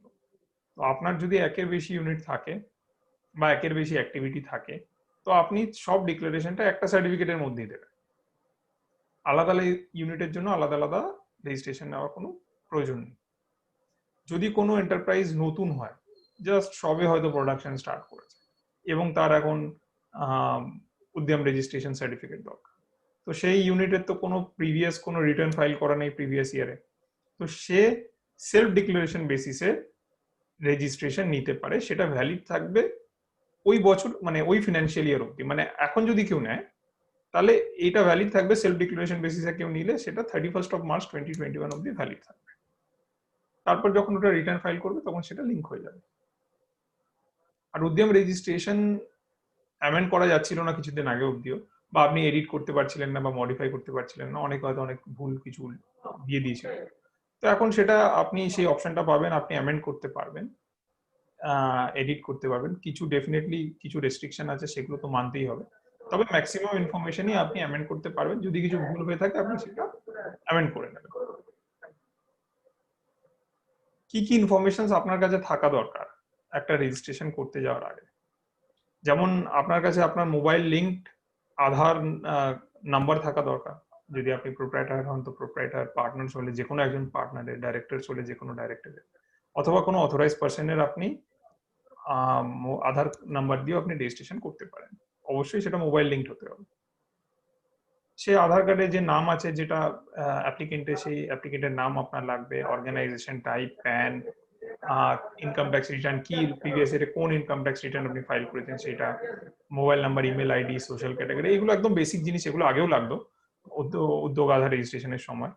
এন্টারপ্রাইজের নাম, লোকেশন অফ দা ইউনিট বা প্ল্যান, আপনার যদি মাল্টিপল থাকে তো মাল্টিপল লোকেশন আপনি দিয়ে দেবেন, অফিসিয়াল অ্যাড্রেস দেবেন। আপনার যদি আগে কোনো EM2 বা UAM নেওয়া আছে, আপনি সেটা ডিক্লেয়ার করবেন যে হ্যাঁ আমার নেওয়া আছে, তার নাম্বারটা আপনাকে দিতে হবে। আচ্ছা, আপনার incorporation date, commercial production date, bank details, এগুলো সব লাগবে। আপনার মেজর অ্যাক্টিভিটি আপনি ডিক্লেয়ার করবেন যে ম্যানুফ্যাকচারিং না সার্ভিস। এনআইসি কোড গুলো নেবেন অ্যাজ পার আপনার যা অ্যাক্টিভিটি সেই হিসাবে। কত পার্সেন্ট এমপ্লয়মেন্ট জেনারেশন করেন আপনি, কতজনকে আপনি কত এমপ্লয়মেন্ট আছে ওখানে, মানে মেল, ফিমেল, আদার্স, এই বাইফার্কেশনটা দিতে হবে। ডেপ্রিসিয়েটেড কস্ট আপনাকে জেনারেলি দিতে হয় না, যাদের ইনকাম ট্যাক্স রিটার্ন ফাইল করা আছে 18-19 এ, তাদেরকে এই পয়েন্ট নাম্বার 19 যেটা দেখছেন এটা আপনাকে ভরতে হবে না, এটা অটোমেটিক্যালি আপনার ইনকাম ট্যাক্স রিটার্ন থেকে ডেটা ওরা ফেচ করবে। যদি সেলফ ডিক্লারেশন বেসিসে যান তখনই এই জায়গাটা আপনাকে ফিল আপ করতে হবে। পয়েন্ট নাম্বার 20 তে যে cost of pollution control equipment, research development আর ইন্ডাস্ট্রিয়াল সেফটি ডিভাইসের কথা বলা হচ্ছে, সেটা আপনাকে সেলফ ডিক্লারেশন বেসিসে দিতে হবে। আপনার টোটাল ইনভেস্টমেন্টের মধ্যে যদি কোনো একটা পোর্শন অফ কস্ট যদি এই সবের মধ্যে ইনক্লুড থাকে, মানে আপনি হয়তো পলিউশন কন্ট্রোল ইকুইপমেন্টস কিনেছেন বা রিসার্চ এন্ড ডেভেলপমেন্ট করেছেন, তাহলে সেই কস্টটা এক্সক্লুড হয়ে যাবে টোটাল আপনার প্লান্ট এন্ড মেশিনারি ভ্যালু থেকে টু আ সার্টেন আপনার ক্যাটাগরি। টোটাল টার্নওভার अगेन আপনার যদি প্রিভিয়াস ইয়ারে যদি আপনার জিএসটি রিটার্ন ফাইল করা থাকে তাহলে সেটা ওরা অটোমেটিক্যালি ওখান থেকে ফেচ করে নেবে, আপনাকে ডিটেল ভরতে দেবে না। এক্সপোর্ট টার্নওভার যদি আপনার কিছু থেকে থাকে সেটা আপনি ডিক্লেয়ার করবেন যে আমার টোটাল টার্নওভারের মধ্যে থেকে এত টাকা এক্সপোর্ট টার্নওভার, তো সেটা মাইনাস হয়ে গিয়ে আপনার অ্যাকচুয়াল টার্নওভারটা চলে আসবে। সেটার বেসিসেই আপনার ওই এমএসএমই ক্যাটাগরাইজেশন হবে। আর পয়েন্ট নাম্বার 23 আর 24 এ বলছে যে জেম রেজিস্ট্রেশন আর ট্রেডস, আপনি যদি ইন্টারেস্টেড থাকেন এই দুটো জায়গায়, জেম হচ্ছে গভর্নমেন্ট ই মার্কেট প্লেস, আর ট্রেডস পোর্টাল, এই দুটো জায়গায় যদি আপনি ইন্টারেস্টেড থাকেন আপনি ইয়েস করে দেবেন রেজিস্ট্রেশন করাতে ইন ফিউচারে, যদি না থাকেন নো করে দেবেন। এবার আমি প্রসেসটায় আসছি যে আপনি কিভাবে উদ্যম রেজিস্ট্রেশন ফাইল করবেন। আমি আজকে দেখাচ্ছি হচ্ছে যারা নিউ এন্টারপ্রাইজ এবং যাদের কাছে ইএম পার্ট 2 আছে তাদের জন্য কি রকম কি প্রসেস আছে সেটা। তো আপনি দেখতে পাচ্ছেন এটা হচ্ছে গভর্নমেন্টের অথেন্টিক ওয়েবসাইট udyamregistration.gov.in। আপনি যখনই এটা গুগলে সার্চ করবেন আপনার কাছে এই ওয়েবসাইটটা আসবে, এরকম একটা উইন্ডো ওপেন হবে।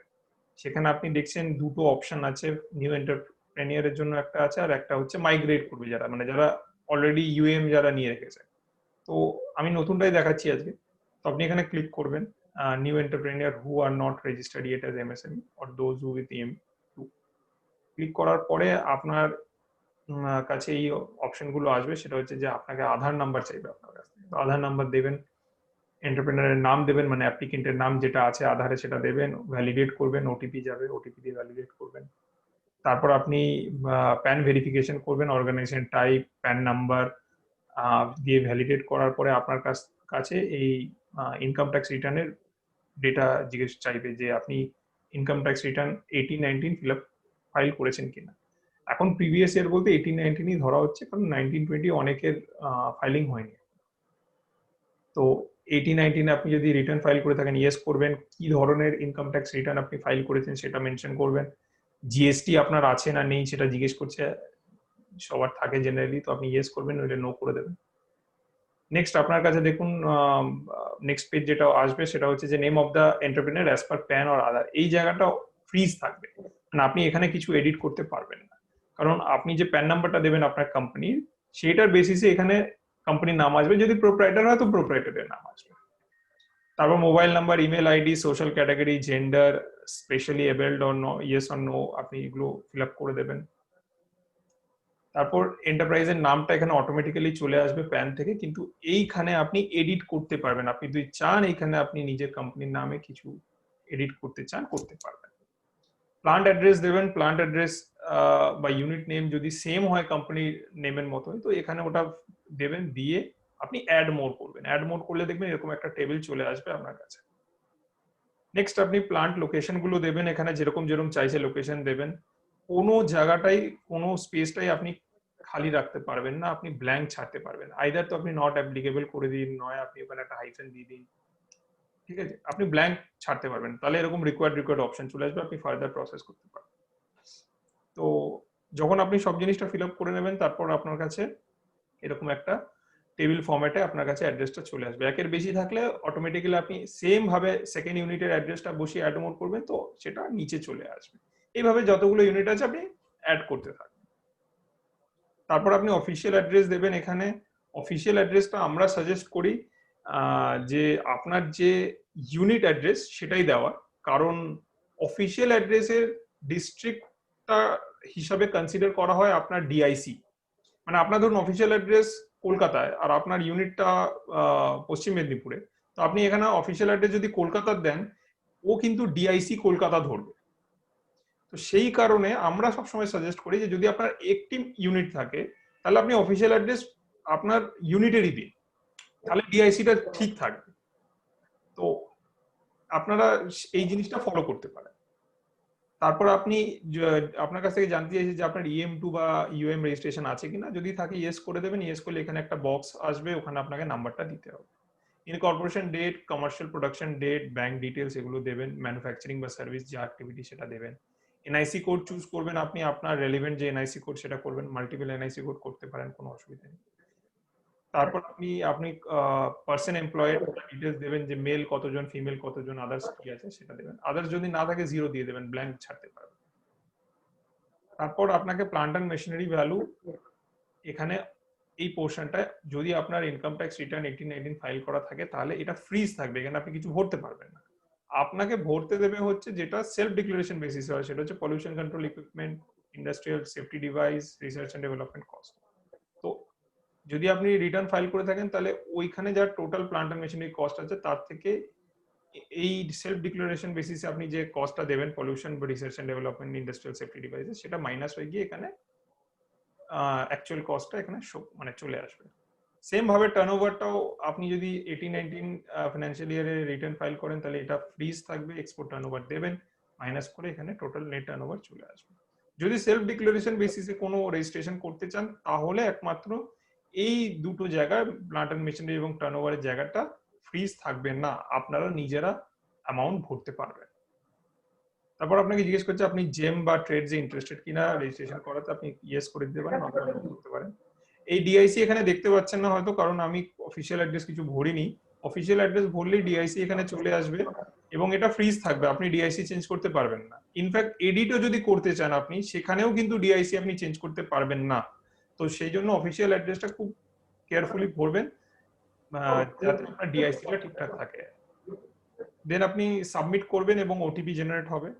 তো ওটিপি দেওয়ার পরে আপনার রেজিস্ট্রেশন কমপ্লিট হয়ে যাবে। আপনার কাছে এরকম একটা মেসেজ আসবে। আগে তো সার্টিফিকেট ইনস্ট্যান্ট চলে আসতো, এখন তো লিংক যেহেতু হয়ে গেছে জিএসটি এবং ইনকাম ট্যাক্সের সঙ্গে, নতুনদের ক্ষেত্রে বা EM2 যাদের আছে তাদের ক্ষেত্রে সার্টিফিকেট সঙ্গে সঙ্গে আসবে না, তাদেরকে একটা থ্যাংক ইউ মেসেজ দেবে, এটা আপনার উদ্যম রেজিস্ট্রেশন নাম্বার। এবং আপনি 3-4 দিন পরে আবার ওদের সাইটে ঢুকে প্রিন্ট সার্টিফিকেট অপশনটায় যাবেন। অপশনটায় গেলে আপনি ওখানে ওই উদ্যম রেজিস্ট্রেশন নাম্বারটা দেবেন, ওটিপি নেবেন মোবাইল বা ইমেলে। যদি আপনার সার্টিফিকেট রেডি হয়ে গিয়ে থাকে তো আপনাকে একটা সার্টিফিকেট দেবে। সার্টিফিকেটটা দেখতে এরকম হয়, ঠিক আছে, এখানে ডিটেলস গুলো থাকবে। এবার আমি একটুখানি আপনাদেরকে এনআইসি কোডের ব্যাপারেও বলে দিই, অনেকে হয়তো কোয়ারি থাকতে পারে। সেটা হচ্ছে ন্যাশনাল ইন্ডাস্ট্রিয়াল ক্লাসিফিকেশন কোড 2008, এটাই লেটেস্ট। তো এনআইসি কোড কিভাবে সিলেক্ট করবেন দেখবেন, আমি একটু আগে দেখালাম যে 2 digit 4 digit 5 digit NIC code দিতে হয়। তো আমি জাস্ট একটা এক্সাম্পল দিচ্ছি।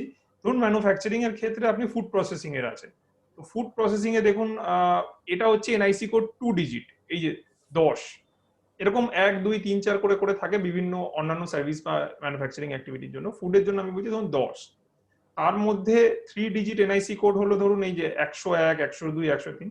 তো আমি আপনাকে রাইস মিলটা দেখাচ্ছি। ধরুন কারো রাইস মিল আছে, সে কিভাবে নেবে? এই 10 হচ্ছে 2 ডিজিট, 106 হচ্ছে 3 ডিজিট, যদিও 3 ডিজিট আপনাকে পুট করতে হয় না উদ্যম রেজিস্ট্রেশনে, বাট তাও দেখাচ্ছি।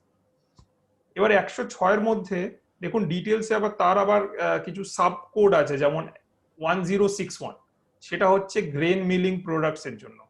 এবং এই 1061 এর আবার কিছু সাব কোড আছে, যেমন 10611 ফ্লাওয়ার মিলিং, 10612 রাইস মিল, এটা ডাল মিল। তো আপনার রাইস মিল আছে, তো এটা হচ্ছে আপনার 5 ডিজিট এনআইসি কোড, এটা হচ্ছে 4 ডিজিট এনআইসি কোড, এটা হচ্ছে 3 ডিজিট এনআইসি কোড।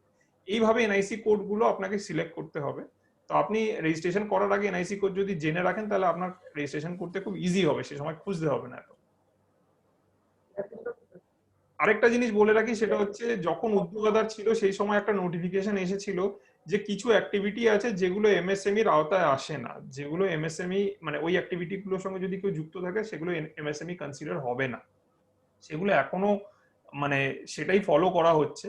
সেটা হচ্ছে এনআইসি কোড 2, ধরুন forestry and logging, fishery and aqua, wholesale বা রিটেল ট্রেড যেগুলো আছে সেগুলো, activity of house hold as employee for domestic personal. এই যে এনআইসি কোড গুলো দেখছেন এগুলো কিন্তু আপনি এনআইসি কোডের লিস্টে পাবেন, কিন্তু আপনি যখন এমএসএমই রেজিস্ট্রেশন করতে যাবেন যদি এই কোড থেকে, তাহলে আপনি এই কোডগুলো তখন দেখতে পাবেন না, কারণ এই অ্যাক্টিভিটি গুলোর সঙ্গে যারা যুক্ত আছে তারা কিন্তু এমএসএমই রেজিস্ট্রেশন নিতে পারবে না, তারা এমএসএমই এর আওতায় আসে না।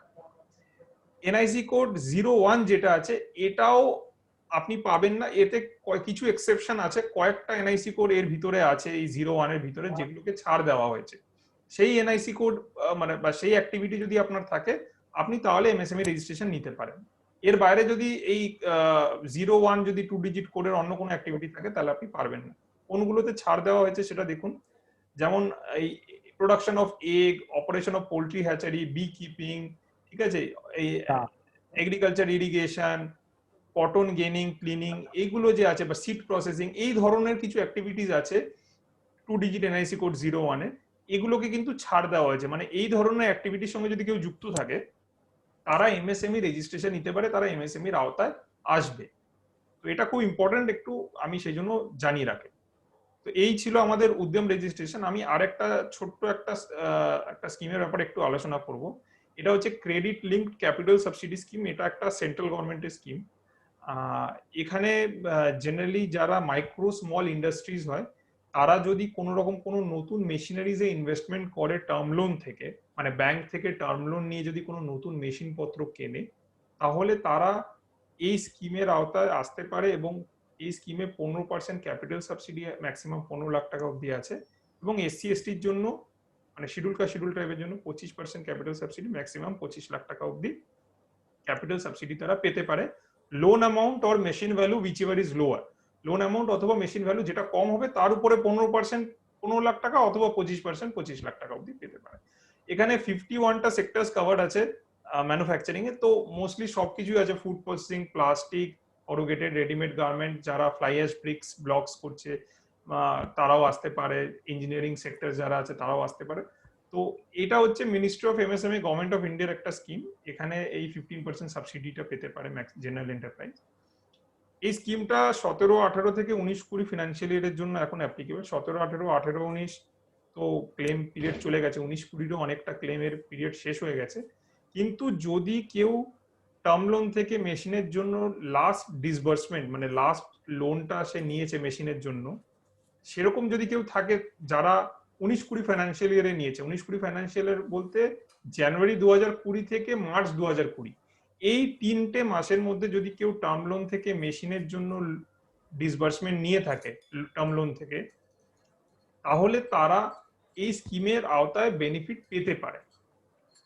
আমি এই জন্য এই স্কিমটা ব্যাপারে বলছি কারণ স্টেট গভর্নমেন্টেরও এক্সপেনশন প্রজেক্টে বেনিফিট আছে, অনেক বেশি বেনিফিট আছে, কিন্তু সেখানে ডকুমেন্টস অনেক কিছু লাগে, অনেক লাইসেন্সেস লাগছে বা অনেক ফর্মালিটিস আছে। এই স্কিমে অত ফর্মালিটি নেই, যদি হয়তো কোনো কারণে দেখছেন স্টেটের স্কিমে কোয়ালিফাই করছেন না কোনো কারণে, তো এই স্কিমটা এখন 19-20 অব্দি আছে, যদি মানে ফার্দার এটা এক্সটেন্ড হয় 20, 21, 22 জন্য থাকে, আপনারা তখন এই স্কিমটা তে বেনিফিট ক্লেম করতে পারেন। হয়তো ছোট বেনিফিট আছে 15 লাখ টাকা অব্দি, বাট স্টিল আপনারা নিতে পারেন। আর এখনো যদি কেউ এরকম থাকেন যারা নিতে ইচ্ছুক, হয়তো লাস্ট ডিসবার্সমেন্ট নিয়েছেন জানুয়ারি 20 থেকে মার্চ 20 মধ্যে, তারা বেনিফিট পেতে পারেন। গভর্নমেন্টের যে সার্কুলার এসেছিল আমাদের মিনিস্ট্রি অফ এমএসএমই, সেটা জাস্ট আমি একটু দেখিয়ে দিচ্ছি।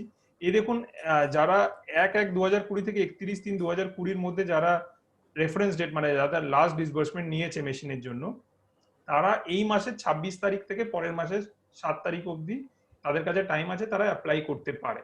এটা অনলাইন অ্যাপ্লিকেশন হয়। তো আমি একটু জাস্ট আইডিয়া দিয়ে রাখলাম, যদি কেউ ইচ্ছুক থাকে এই স্কিমে তারা বেনিফিট ক্লেম করতে পারে। তবে ডাবল বেনিফিট নিতে পারে না। যদি কেউ এই স্কিমে বেনিফিট নেয় সে স্টেটের স্কিমে নিতে পারবে না, আর যদি কেউ স্টেটের স্কিমে ক্যাপিটাল সাবসিডি বেনিফিট নেয় সে এই স্কিমে আর ফার্দার বেনিফিট নিতে পারবে না। Thank you so much.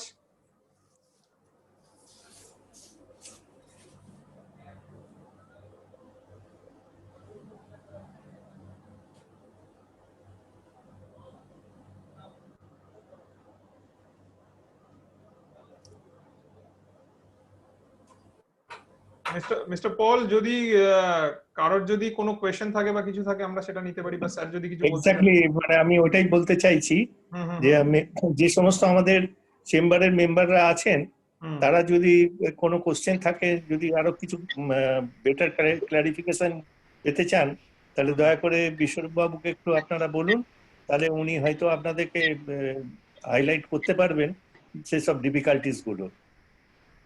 Sir আমার একটা রিকোয়েস্ট আছে, যে আমাদের চিফ গেস্ট যে স্যার আছে উনি বাংলা নিয়ে কিছু যদি নিজে এক্সপিরিয়েন্স শেয়ার করেন তো খুব ভালো লাগবে। ইয়েস, এটা তো খুব ওয়েলকাম প্রপোজাল। আমি জিএম সাহেবকে রিকোয়েস্ট করছি যে স্যার একটু মানে আপনি এই সম্বন্ধে মিস্টার ভরুকা যা বললেন সেই সম্বন্ধে যদি আপনি কিছু বলেন। অ্যাকচুয়ালি যাই হোক, মানে আমাদের সুনীলজি যেভাবে এক্সপ্লেন করে দিয়েছেন, আর আমি ফার্দার কিছু বলতে চাইছি না। আমাদের পোর্টালটা কিন্তু এখনো রেডি হয়নি বাংলাদেশের, যেটা একটা প্রবলেম আছে। কিন্তু যেটা আমার 2013 যে এক্সটেনশন পার্ট, সেই পার্টটা কিন্তু এখন পোর্টালটা রেডি আছে, কিন্তু আমরা দেখতে পাচ্ছি আমরা কিন্তু কোনো অ্যাপ্লিকেশন পাচ্ছি না। যেটা আমরা আলোচনা করেছি যে সার্কুলারটা জারি করার 6 মান্থের মধ্যে তাকে কিন্তু অ্যাপ্লাই করতে হবে। হ্যাঁ, এটা যে মানে প্রায় শেষ হয়ে আসছে, আমরা জানুয়ারি মাস পর্যন্ত পাবো টাইমটা। কিন্তু আমরা চাই যাতে যাদের সাবসিডি যারা এই সময়কার জন্য যারা ফ্যাক্টরি করেছেন তারা কিন্তু অ্যাপ্লাই করুন, যাতে আমাদের অনলাইনে আমরা পাই, কারণ আমাদের টোটালটাই অনলাইন হয়ে গেছে। অনলাইনে করুন, তাহলে আমরা সেটাকে প্রসেস করতে পারি। আর বাংলাদেশি পোর্টালটা যদি রেডি হয়ে যেত, মানে এটা আমাদের ভালো হতো, কারণ আমার মনে হচ্ছে পুজোর আগেই পোর্টালটা রেডি হবে। এইটা। আর যেটা আমি বলবো উদ্যোগ আধারের ক্ষেত্রে কিন্তু যেটা লাস্ট সার্কুলার নিয়ে যেটা আলোচনা হলো, এটা হয়তো স্ট্যান্ড নাও করতে পারে, কারণ আহ, এই সার্কুলারটা আবার রিভাইজ হচ্ছে। এবং যেটা একটা উদ্যম রেজিস্ট্রেশনের জন্য যেটা একটা প্রবলেম হয়ে গেছে, সেটা হচ্ছে আগে আমরা উদ্যোগ আধারটা ডিআইসি থেকে দেখতে পারতাম, এখন কিন্তু উদ্যম রেজিস্ট্রেশনটা আমরা দেখতে পাচ্ছি না। যদিও আমরা দেখছি প্রচুর পাচ্ছি, আমাদের একটা মানে মেল আসছে যে কোথাও এ সপ্তাহে 15টা হয়েছে, ওই সপ্তাহে 20টা হয়েছে, কিন্তু আমরা কাউকেই পাচ্ছি না আর কি, মানে আমরা দেখতে পাচ্ছি না, আমাদের ডাটাবেসটা অ্যাভেলেবল হচ্ছে না আমাদের। হ্যাঁ, এইটা একটা আমাদের এই মুহূর্তে উদ্যম রেজিস্ট্রেশনের সমস্যা আছে। আর একটা উদ্যম রেজিস্ট্রেশনে আমাদের কাছে কিছু এক্সপ্লানেশন চেয়েছিল, আমরা এক্সপ্লানেশনটা পাঠিয়েছি, তার মধ্যে এটা লিখেছি। এছাড়াও একটা আছে কিন্তু দেখুন, উদ্যম রেজিস্ট্রেশনের সাথে বলছে কেউ যদি স্টার্ট করতে চায় কেউ কিন্তু করে ফেলছে। আমি একটা জিনিস সবার কাছে অ্যাপ্রোচ করব, কমার্শিয়াল প্রোডাকশন না করে কিন্তু কেউ উদ্যম রেজিস্ট্রেশন ফিল আপ করবেন না। অনেকেই আমাদের করে ফেলেন, আগে হয়তো ব্যাংক বললো একটা সার্টিফিকেট চাই, ইলেকট্রিসিটি ডিপার্টমেন্ট বললো একটা কাগজ চাই, এরা কিন্তু ওই তখন উদ্যম রেজিস্ট্রেশন হয়তো ফিল আপ করে দিলেন, যে করেই হোক, কারণ আপনাকে প্রথমেই তো আইটিআর দিতে হবে, তাতে মানে নেই। আপনি টাইম পাচ্ছেন 31 মানে 31 তারিখ পর্যন্ত পাচ্ছেন। এবার দয়া করে এটা করবেন না, কারণ যদি করেন তাহলে আপনার কিন্তু ইউনিটটা এক্সিস্টিং ইউনিট হয়ে গেল, আমরা কিন্তু তখন সাবসিডি কনসিডার করব না। এইটা মাথায় রাখবেন যে অ্যাকচুয়াল প্রোডাকশন করার পরেই কিন্তু উদ্যম রেজিস্ট্রেশন ফিল আপ করবেন। প্রোডাকশন করলেন না, উদ্যম রেজিস্ট্রেশন ফিল আপ করে দিলেন, তাহলে কারণ আমাদের তখন ধরবো যেদিন থেকে আপনি ওখানে ডেটটা কমেন্সমেন্ট অফ প্রোডাকশন দেখিয়েছেন, সেটাই আমরা ধরে নেবো, ফলে আমরা তাকে কিন্তু সাবসিডি দিতে পারবো না। আর যেটা বলেছে সাবসিডির ক্ষেত্রে ডকুমেন্টেশন ভেরি ইম্পর্টেন্ট। হ্যাঁ, যদি আপনাদের কোনো সমস্যা হয় ডিআইসির সাথে কন্ট্যাক্ট করুন, যে আমার কি কি রাখতে হবে। যেটা দেখছেন যে এখন ইউনিটের নামে মিউটেশন থাকা উচিত, ইউনিটের নামে কনভার্সন সার্টিফিকেট থাকা উচিত, ল্যান্ডটা ইন্ডাস্ট্রিয়াল হওয়া উচিত বেটার, এইগুলো কিন্তু খেয়াল করবেন। হ্যাঁ, আর আর যাক যদি চালু পোর্টালটা যদি চালু হয় তখন আমরা এটা নিয়ে আরো ভালো চর্চা করতে পারবো। এবার যেটুকুনি বেনিফিট গভর্নমেন্ট দিচ্ছে আমি চাইবো সবাই নিক। এবং মেদিনীপুরে আমাদের ইউনিট মোটামুটি হচ্ছে না তা নয়, আমরা চাইবো আরো ভালো ইউনিট হোক। ঠিক আছে, thank you. Thank you sir. Chandan. হ্যাঁ, ল্যান্ড মিউটেশন বা কনভার্সনের ক্ষেত্রে যেটা ক্রাইটেরিয়া আছে যে কোম্পানির নামে ল্যান্ড মিউটেশন এবং কনভার্সন, এটা যদি ওনারশিপ হয় বা সোল প্রোপ্রাইটরশিপ কোম্পানি হয়, সেক্ষেত্রে কি যে ওনার বা সোল প্রোপ্রাইটার তার ক্ষেত্রে তার যদি নামে মিউটেশন কনভার্সন হয় ল্যান্ড, সেক্ষেত্রে কি প্রবলেম হবে না কোম্পানির নামেই ওটা চাই? এখন সোল প্রোপ্রাইটারশিপের ক্ষেত্রে অনেক সময় এন্টারপ্রেনার নামে থাকলেও কোনো অসুবিধা হয় না। কোম্পানির ক্ষেত্রে কিন্তু মাস্ট, এটা কোম্পানি বা পার্টনারশিপ এটা লিমিটেড বা প্রাইভেট লিমিটেড হয়, এটা মাস্ট, এটা খেয়াল রাখতে হবে যে ইন্ডিভিজুয়াল আরেকটা ইউনিট কোশ্চেন ছিল যেটা আমার, যে এক্সিস্টিং ইউনিটের ক্ষেত্রে আরেকটু যদি আমি ক্লারিফিকেশন আমরা পেতাম। এক্সিস্টিং ইউনিটের ক্ষেত্রে যেটা বলেছে দেখুন, সেটা হচ্ছে আপনার 25% ক্যাপিটাল ইনভেস্টমেন্ট করতে হবে। ক্যাপিটাল ইনভেস্টমেন্ট সবই আছে, প্ল্যান মেশিনারি ইত্যাদি ইত্যাদি সবই এর মধ্যে বাদ দেয়নি। আর আপনার যে ওয়ার্ক ফোর্স সেটা 15% এনহান্স হতে হবে। এই দুটো কন্ডিশন দেওয়া আছে। 15% ওয়ার্ক ফোর্সটা ডিফাইন কিভাবে হবে? আমরা এবার দেখবো খাতায় যে আগে কি ছিল, তার 15% বেড়েছে কিনা, ডেট অফ তো আমাদের উদ্যোগ আধারের ক্ষেত্রে তো আমাদের কোনো মানে কজন ওয়ার্ক ফোর্স আছে তো দিতে হয়নি সেরকম ভাবে, কিন্তু এটা আমরা অন স্পট দেখবো, আপনার খাতা দেখবো, এইগুলো দেখবো। এটা মানে যখন আমরা কেস টু কেস দেখবো তখন আমরা দেখতে পাবো যেটা কি হচ্ছে। অন্তত একটা খাতা রাখবেন, অনেকে আসলে গেলে কিছুই পাওয়া যায় না, এটা একটা ফ্যাক্টর, এটা কিন্তু থাকতে হবে যে সেটাই বলছি। কাগজপত্র একটু রাখতে হবে, যা এখন দিনকাল পড়ছে আস্তে আস্তে পেপার কিছু করতেই হবে, নাহলে আমাদের পক্ষে তখন ইন্সপেকশন করলে ওই। আর একটা জিনিস আছে যেটা আমরা হয়তো অনেক সময় ধরে রাখি, ধরে রাখা যায় না, আমার 60 ডেজের মধ্যে ডিসপোজ করে দিতে হবে। আমাদের যে প্রিভিয়াস স্কিম ছিল তাতে কিন্তু 60 ডেজের মধ্যে ডিসপোজ করার কথা ছিল, কারণ ওখানে আমাদের কতগুলো কালার আছে, কালার হয়ে যাবে, লাল হয়ে যাবে, ইত্যাদি ইত্যাদি হয়। এখন অনেক সময় আমরা এখানে ধরে থাকে, ওপর থেকেও আমাদের এরকম চাপ আসে না, কিন্তু মাথায় রাখতে হবে আমরা যদি সেরকম হয় তখন কিন্তু আমি ঠিকই করে আমি বলেছি যদি ওদের যে যদি ওর মধ্যে না হয় আমরা কিন্তু রিটার্ন করে দেবো একদম পেপারস, মানে একদম দিয়ে একদম ওকে করে নিয়ে চলে যাবে, সবচেয়ে ভালো।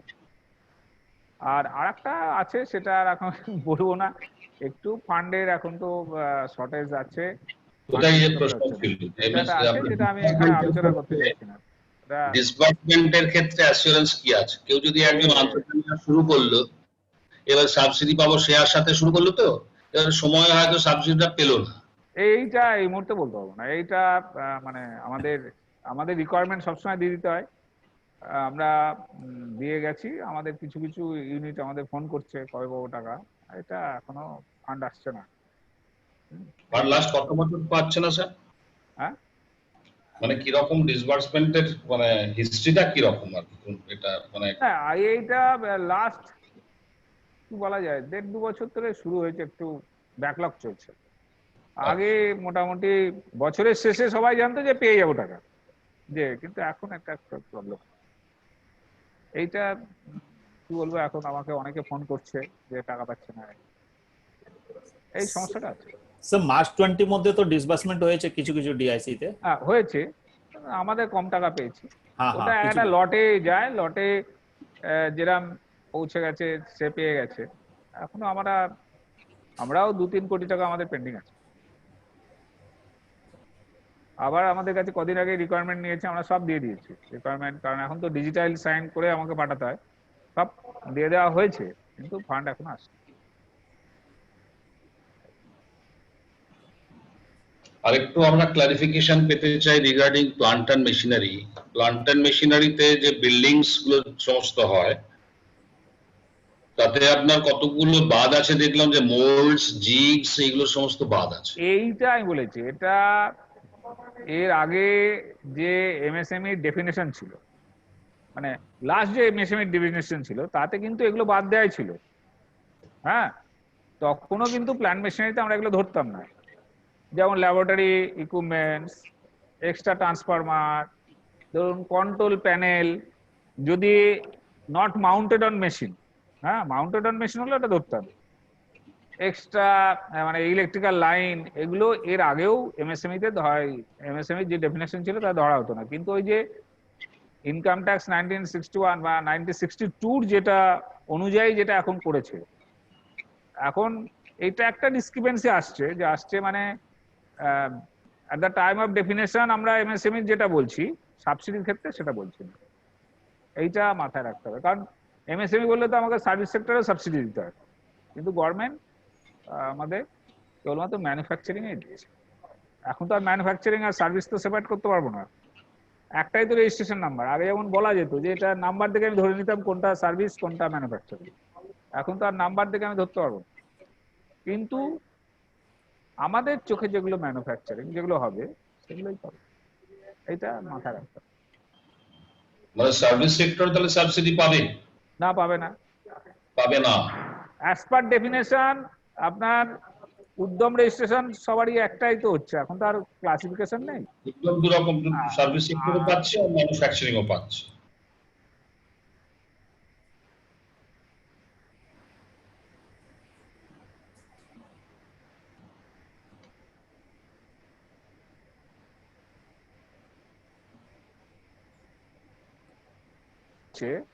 বাট সাবসিডির বেলায় কেবলমাত্র যারা প্রোডাকশন করছে তারাই পাচ্ছে, অনলি ম্যানুফ্যাকচারিং।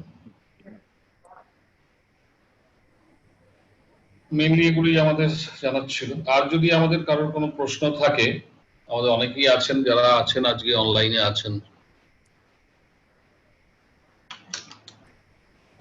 অভিষেক জি কিছু বলুন। অভিষেক, আমাদের Abhishek Yadav, he is a good entrepreneur. তো নমস্কার স্যার। হ্যাঁ বলুন। He is our vice president. এটা তো ফান্ডের ক্রাইসিস তো আছে, এটা সবাই আমরা জানি। এখন স্টেট গভর্নমেন্ট যদি সেন্টার থেকে টাকা পাচ্ছেন না, ওটা চলবে।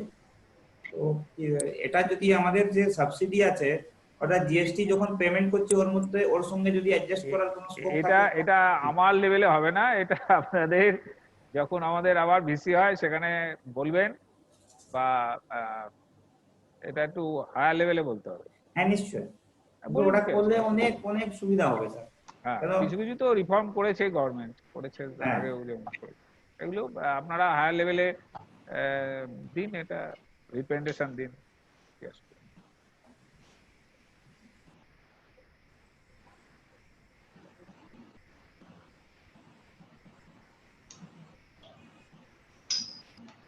পার্থ,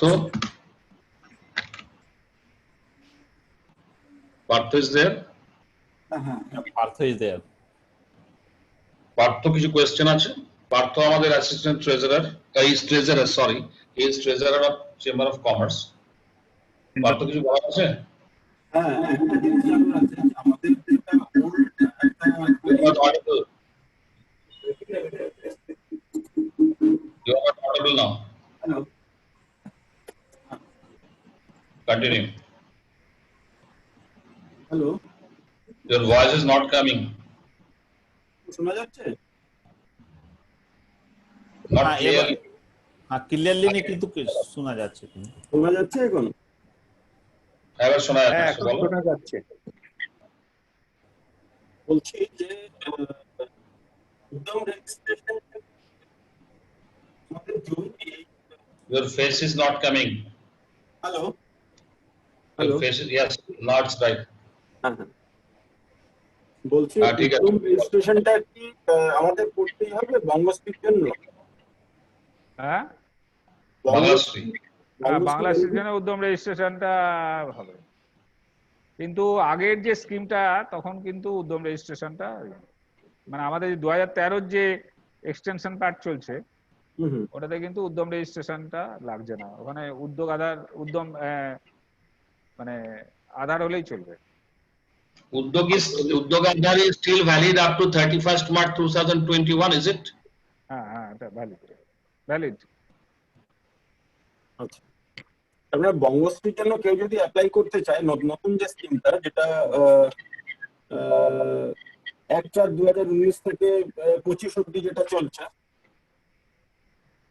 হ্যাঁ সেটার জন্য উদ্যম রেজিস্ট্রেশনটা জরুরি, তাই তো? হ্যাঁ, আচ্ছা, ঠিক।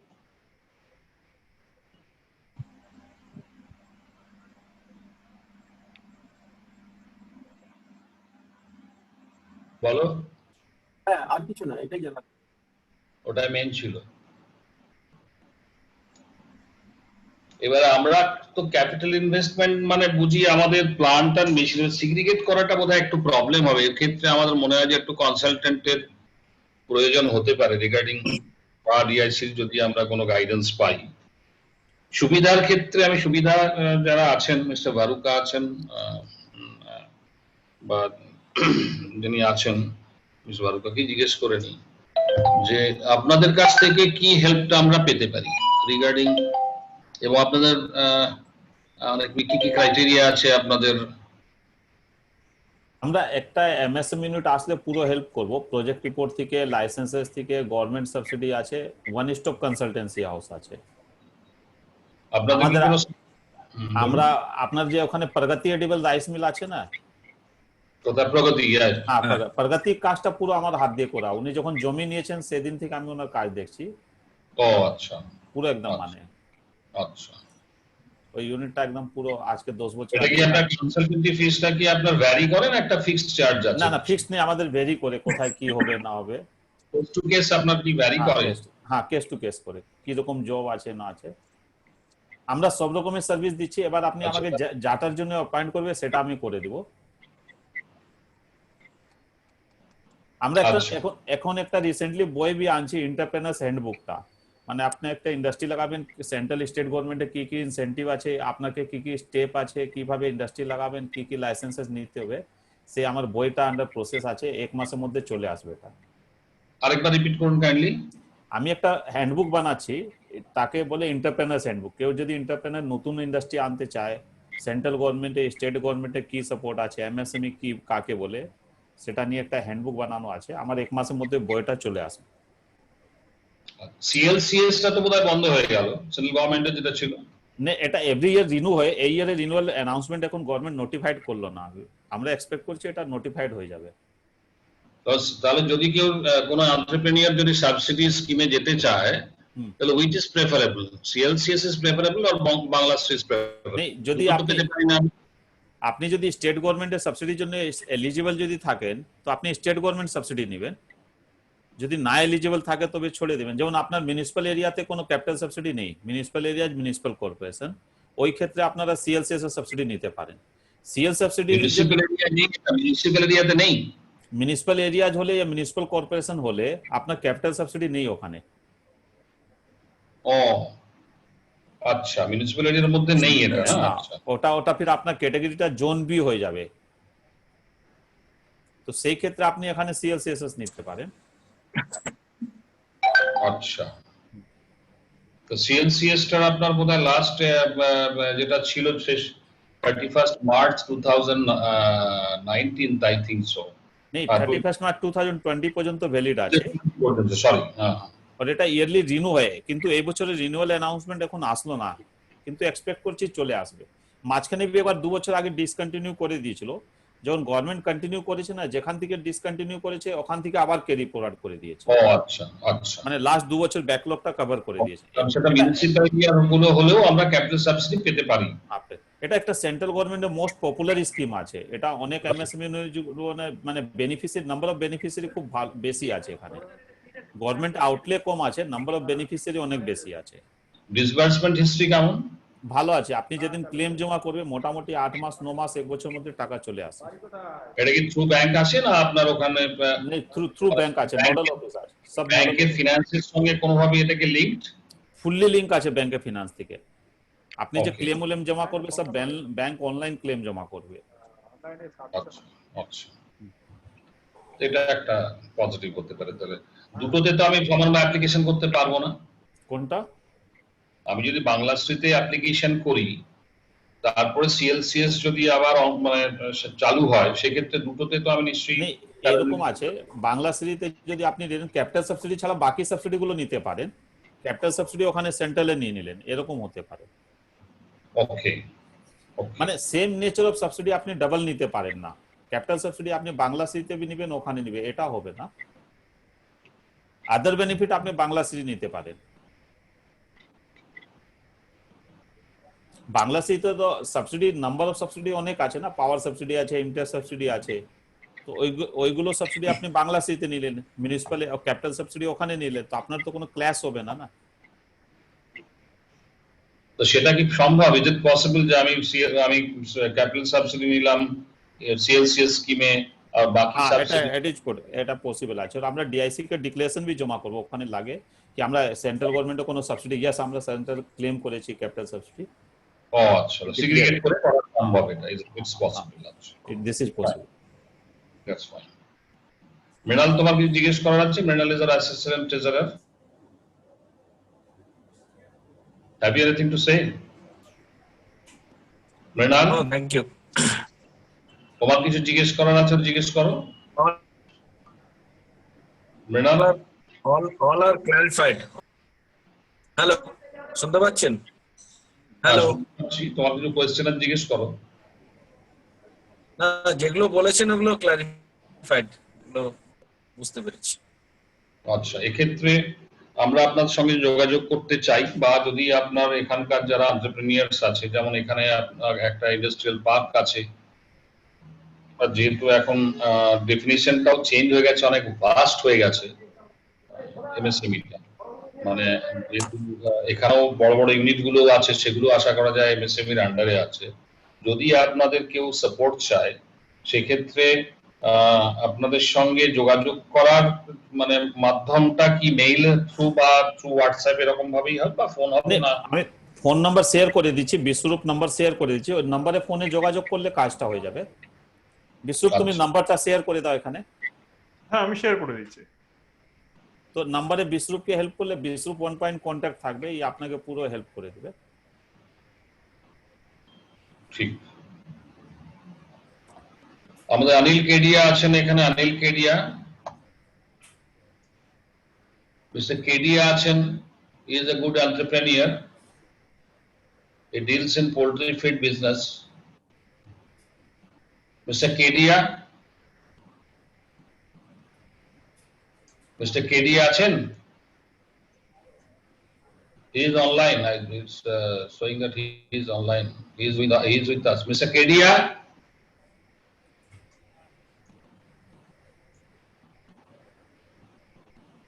বিজয় কিছু বলবে? বিজয় কিছু বলবে? বিজয়?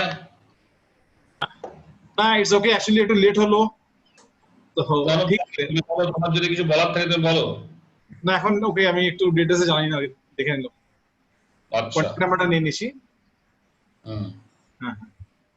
মনোজ যোশী, মনোজ কিছু বলবে? হ্যাঁ, ওই বিশ্বরূপ বাবু ফোন নাম্বারটা কি দরকার ছিল?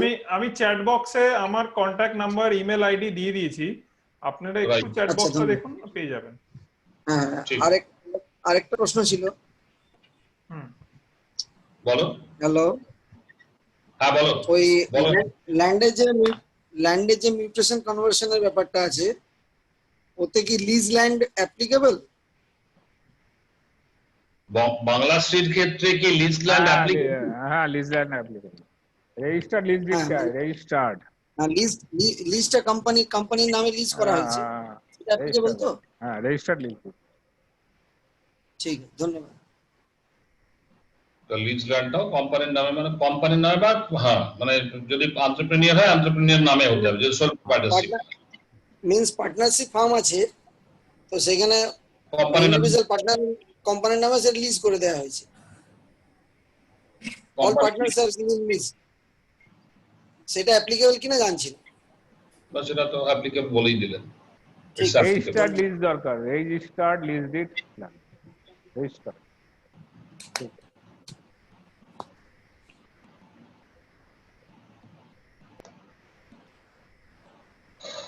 তাহলে মোটামুটি আজকে আমরা অনেকটাই জানতে পারলাম রিগার্ডিং বাংলাশ্রী এবং উদ্যমের ক্ষেত্রে। এখনো যেটা আমরা বুঝতে পারলাম যে এখনো পর্যন্ত সেরকম ভাবে পোর্টালটা সেইভাবে অ্যাক্টিভ হয়নি, এবং আমার মনে হয় যে এর সঙ্গে local administration of industry, mister বারুকাকেই বলছি আমি, যে এখানে লোকাল অ্যাডমিনিস্ট্রেশন অফ ইন্ডাস্ট্রি বলতে আমরা বোঝাই ডিআইসি। ডিআইসি যদি অন্ধকারে থাকে যে উদ্যম রেজিস্ট্রেশন কিভাবে হচ্ছে বা কে করছে, তারাই যদি এইসব ব্যাপারগুলো অন্ধকারে থাকে, আমার মনে হয় আমরা প্রপার হেল্পটা পাবো না। কারণ লোকাল হেল্পও দরকার হয় একটা এন্টারপ্রেনিউর বিভিন্ন ক্ষেত্রে। কোনো জানার প্রয়োজন হলো, কোনো বোঝার প্রয়োজন হলো, এটা পুরোপুরি সাইফার করে দিয়ে করা হচ্ছে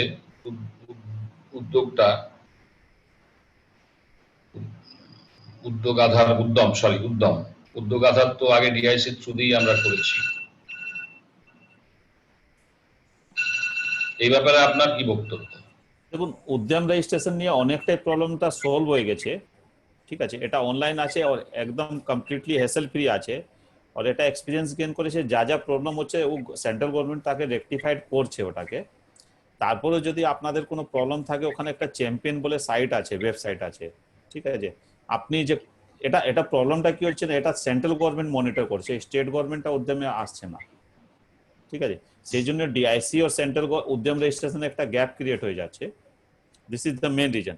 যদি এটা স্টেট গভর্নমেন্টের আন্ডারে উদ্যম থাকতো তবে কোনো গ্যাপ থাকতো না, ঠিক আছে।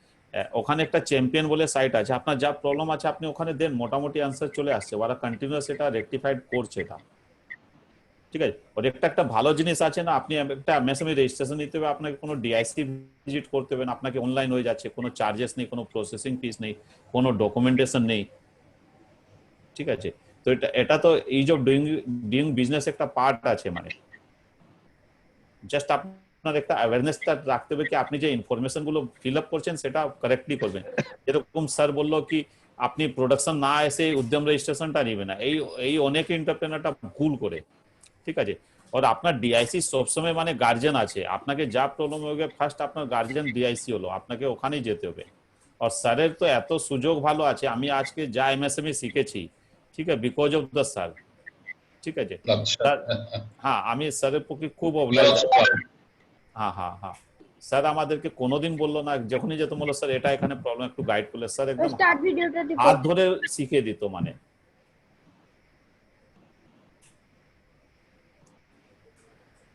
না, আমি একটা জিনিস বলছি মিস্টার বোস, সেটা হচ্ছে দেখো নতুন প্রসেস, ঠিক আছে। শুরুতে আমরাও অনেক রকম প্রবলেম ফেস করেছি, এখনো কিছু কিছু ছোট ছোট প্রবলেম আছে, সেগুলো আমরা ওই যেরকম সুনীলজি বললেন যে champions.gov.in একটা সাইট আছে, ওটা স্পেশালি করা হয়েছে যে আপনার কাছ থেকে গভর্নমেন্ট সাজেশন চায় বা কোনো গ্রিভান্স থাকলে সেটা আপনি দিতে পারেন। দেখুন ওখানে আপনি দিলে কি হবে, আপনি ইনস্ট্যান্ট কোনো হয়তো সেরকম কোনো ফ্রুটফুল আপনি হয়তো জবাব পেলেন না, কিন্তু গভর্নমেন্ট কিন্তু ওটা নোট করে নিল, ঠিক আছে। যেরকম আগে একটা প্রবলেম ছিল যেটা হচ্ছে যে EM2 যাদের ছিল তাদেরকে বলতো রি রেজিস্ট্রেশন করতে, বাট যারা EM2 শুধু নিয়ে রেখেছে তারা কিন্তু রি রেজিস্ট্রেশন করতে পারতো না, কারণ EM2 ডেটা ওখানে যেত না, EM2টা তখন ফিজিক্যালি হতো, ঠিক আছে, ডিসেন্ট্রালাইজ ছিল। তো এই কোয়ারিটা যখন করা হলো তখন কিন্তু গভর্নমেন্ট ওটাকে শিফট করে দিল ফার্স্ট অপশনে, যে নতুন এবং EM2 যারা নিয়েছে তারা নতুন অপশনে যাবে, উইয়ম যারা নিয়েছে, উদ্যোগ আধার নিয়েছে, তারা রি রেজিস্ট্রেশন করবে। তো আপনি যদি কোনো প্রবলেম ফেস করেন আপনি জানান, হতে পারে হয়তো ইমিডিয়েট কোনো আপনি রেজাল্ট পাবেন না, বাট গভর্নমেন্ট ওটাকে টেক কেয়ার করবে। আর নতুন সিস্টেম চালু হয়েছে, একটু তো মানে থাকবে ইস্যু, তো আশা করি যেটা ডিআইসির সঙ্গে যে কমিউনিকেশন গ্যাপটা হচ্ছে, ডিআইসি জানতে পারছে না হয়তো, সেটাও হয়তো ধীরে ধীরে ঠিক হয়ে যাবে। না, ব্যাপারটা কি হয় যে মানে মেদিনীপুর, বাঁকুড়া বা পুরুলিয়া এসব ক্ষেত্রে অনেক ছোট ছোট ইন্ডাস্ট্রি আছে, দে are not so take Savi. তারা কিন্তু ওই বিডিও অফিসে গিয়ে বা কোনো কোনো ক্ষেত্রে এখানে মেদিনীপুরে ডিআইসি অফিসে গিয়ে তারা তাদের যে প্রবলেম গুলো হয় সেই প্রবলেম গুলো তারা অ্যাড্রেস করে। এবারে উদ্যমের সঙ্গে যদি ডাইরেক্ট লিঙ্ক না থাকে ডিআইসি, সেক্ষেত্রে তাদের সেই সাপোর্টটা দেওয়া কি সম্ভব হবে? স্যার এটার জন্য আমার চন্দনবাবু একটা প্রপোজাল আছে, স্যারকে আপনি প্লেস করুন, আপনি 2 মাসে একটা ওয়েবিনার করুন, মানে সেখানে আমরা भी থাকবো, স্যার भी থাকবো, কারো কোনো প্রবলেম থাকলে ডিসকাস করতে পারে। আর ওয়েবিনার তো ভার্চুয়াল আছে, মানে হ্যাসেল ফ্রি আছে, যেরকম আজকে আলোচনা হলো সেরকম হতে পারে। তো এভরি 2 মাসে একটা করুন, 1 ঘন্টার জন্য, যা যা প্রবলেম আছে সবাইকে কানেক্ট করুন, সবার জন্য ভালো হয়ে যাবে। আর আমাদের সাপোজ কেউ ব্যাংক লোন পেতে অসুবিধা হচ্ছে, তো আমরা বলতে পারি তার মধ্যে কোনো ব্যাংকারকে भी নিয়ে আসলাম, ব্যাংকারও এখন ভালো ব্যবসা চাইছে, ঠিক আছে। আর ডিআইসি তো খুব অ্যাক্টিভ আছে টিল টুডে। শুধু এটা বোধহয় গভর্নমেন্টের কোনো মনিটরিং ছিল, যেটা আপনার এমার্জেন্সি ক্রেডিট যেটা দিয়েছে সেটার ক্ষেত্রে বোধহয় কোনো কম্পালশন ছিল, যে ক্ষেত্রে যে জন্য ব্যাংক কিছু কিছু ক্ষেত্রে বাই কম্পালশন ওরা ক্রেডিটটা দিয়েছে। নিউ কম্পালশন, কিন্তু নিউ প্রজেক্টের ক্ষেত্রে দে আর স্টিল রিলাক্টেন্ট।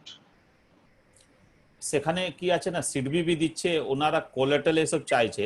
তো এগুলো যদি আমরা 2 মাসের মধ্যে একটা ওয়েবিনার যদি করেন, এটা ঠিক আছে, কিছু ব্যাংকারকে নিয়ে আসলাম যে ব্যবসা চায়, যে সব ব্যাংক তো ব্যবসা চায় না, সব মানে তো কিছু কিছু ব্যাংক তো ব্যবসা চাইছে, ঠিক আছে। তো তাতে ওপেন ফোরামে ডিসকাশন হতে পারে, যার ইন্টারেস্ট আছে সে ব্যবসা নিবে, সে বিজনেস করবে, যার ইন্টারেস্ট নেই করবে না। তো একটা তো এন্টারপ্রেনার ভালো হতে পারে, রাইট, ঠিক আছে। আর এটা ওয়েবিনারটা তো টোটালি কস্ট ফ্রি আছে, মানে এমন কিছু নেই, কোনো জায়গা ভিজিট করতে হবে না, ফির স্যারের গাইডেন্স আছে, স্যার গাইড করবে। আর আপনাকে যে কোনো প্রজেক্ট আলে সব থেকে আপনার ফার্স্ট পয়েন্ট আছে ডিআইসি আপনাকে হাত ধরিয়ে শিখিয়ে দিবে।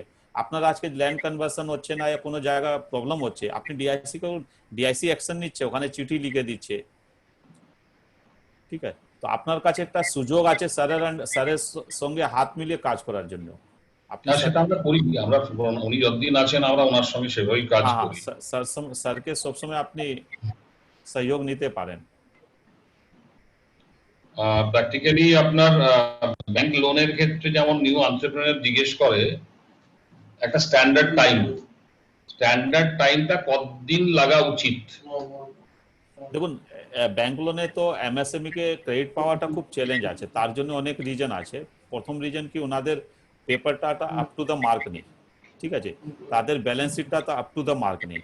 ঠিক আছে, যদি এখানে ওপেন ফোরাম নিয়ে আসে, যে ভালো চার্টার্ড অ্যাকাউন্টেন্ট আছে, যে ক্লায়েন্টকে সাজেস্ট করতে পারে কি ব্যালেন্স শিটটাকে কিভাবে ঠিক করবে। আমরা ম্যাক্সিমাম এমএসএমই ইউনিটে কি দেখেছি, ওনাদের অ্যাসেট আছে প্রচুর, ঠিক আছে, দাঁড়িয়েছে, কিন্তু ব্যালেন্সের রিফ্লেকশন আসছে না। বড় ক্ষেত্রে কি হচ্ছে, ব্যালেন্স শিটের রিফ্লেকশন আছে, অ্যাসেট নেই। রাইট। ঠিক আছে, তো এইসব জিনিসকে যদি কেউ প্রপারলি গাইড করে তো এমএসএমই তো গ্রো করবেই স্যার, বাউন্ড টু গ্রো।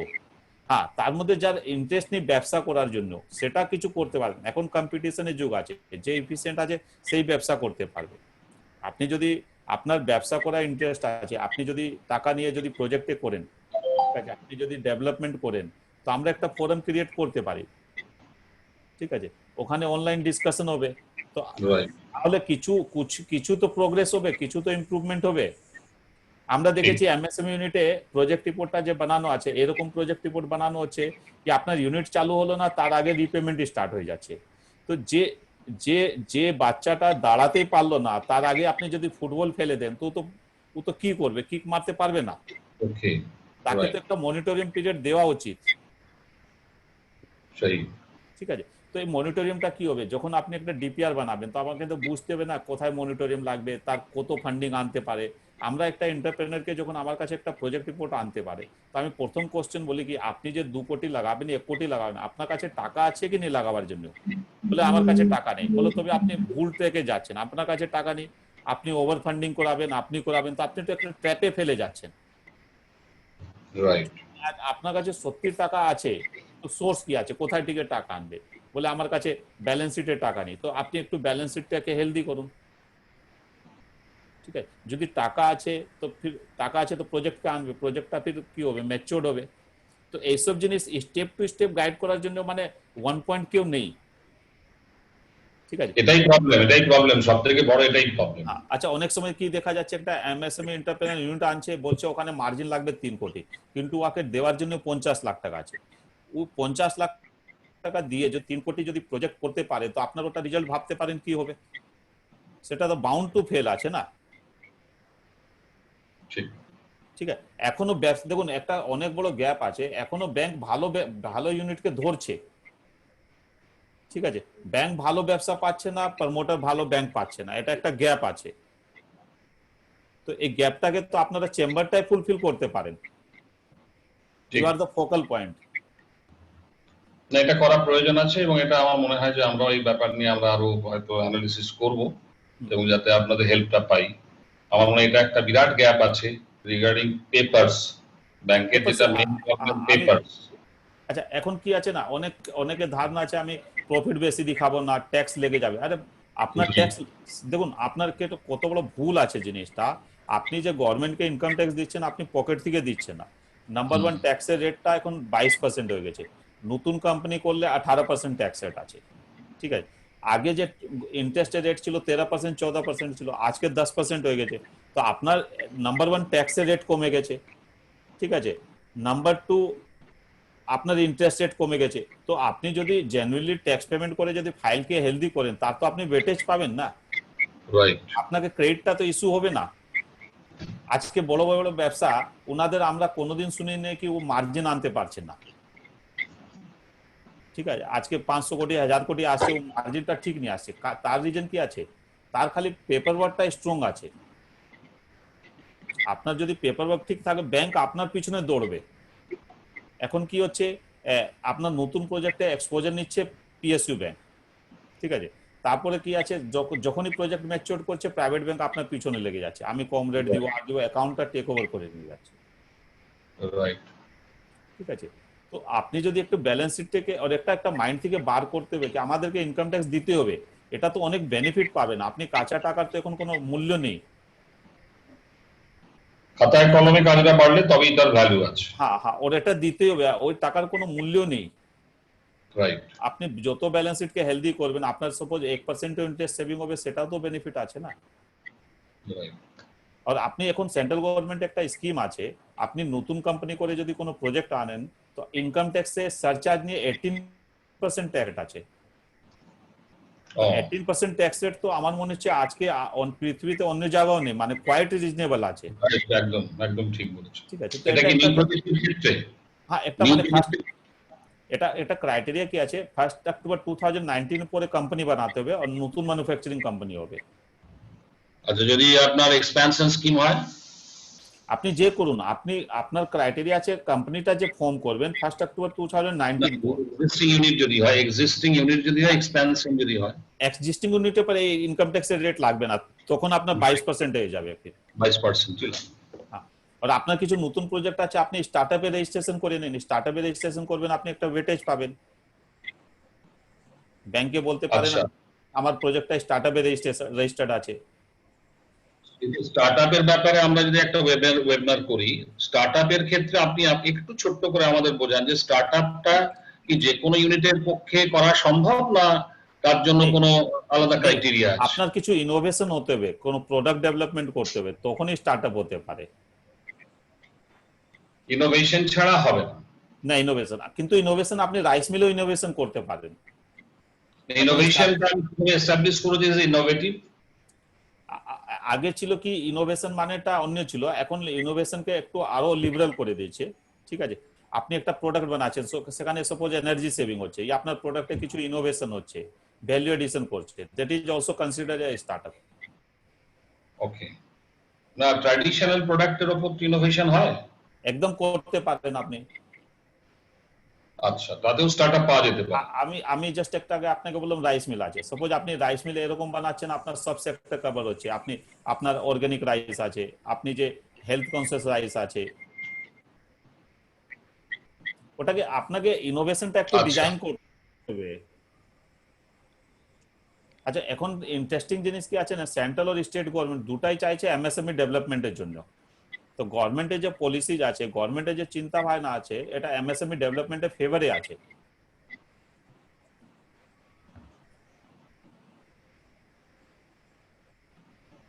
এই স্টার্টআপটা নিয়ে আপনার সঙ্গে একবার আমরা বসতে চাই, সুবিধার সঙ্গে আমরা একটা ওয়েবিনার করতে চাই। হ্যাঁ, করবেন স্টার্টআপের জন্য।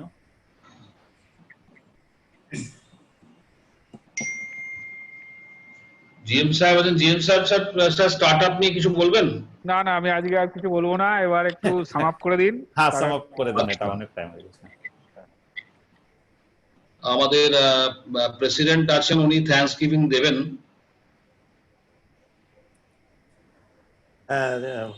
থ্যাংক ইউ চন্দন। আমরা এতক্ষণ ধরে একটা বিশদভাবে আলোচনা করলাম এবং আমরা খুব এনরিচড হলাম শুনে যে আমাদের যেভাবে সময় দিলেন, সত্যি আমরা খুব overwhelmed. And not only that, আমাদের বিশ্বরূপ বাবু আমাদের খুব সুন্দরভাবে বুঝিয়েছেন।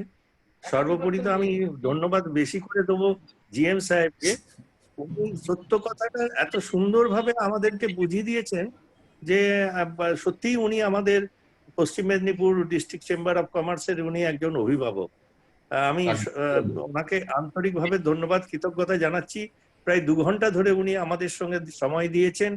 আর ভরুকাজি আপনাকেও ধন্যবাদ জানাচ্ছি, বিশ্বরূপ বাবু আপনাকেও ধন্যবাদ জানাচ্ছি। সর্বোপরি যে সমস্ত সদস্যরা, অভিষেক জি আছেন, সুদূর গড়বেদা থেকে মনোজ যোশী জি আছেন, অনেক আছেন, অরুণ কেরিয়া আছেন, সবাইকে ধন্যবাদ জানাচ্ছি। আরো একটা লার্জ নাম্বার আমরা যদি উপস্থিত করতে পারতাম তারাও এনরিচ হতো। ওকে, ঠিক আছে, এটা একটা স্টার্ট হলো। আমরাই সবাই অ্যাম্বাসেডর হয়ে আবার সবাইকে বোঝাবো। আর সর্বোপরি আমাদের টিম লিডার চন্দন বোস আমাদের খুব সুন্দরভাবে এই অ্যারেঞ্জমেন্টটা করেছে। আমি ওকে আন্তরিকভাবে ধন্যবাদ কৃতজ্ঞতা জানাচ্ছি। এরকম ভাবে যেন আমাদের পিএমডিসিসিআই আরো এগিয়ে যায়, তার জন্য আমি তাকে প্রত্যেককেই আমি ধন্যবাদ জানাচ্ছি। Thank you. Thank you sir, thank you sir, thank you. মিটিংটা শেষ করছি তাহলে। হ্যাঁ, ঠিক আছে। Okay, thank you.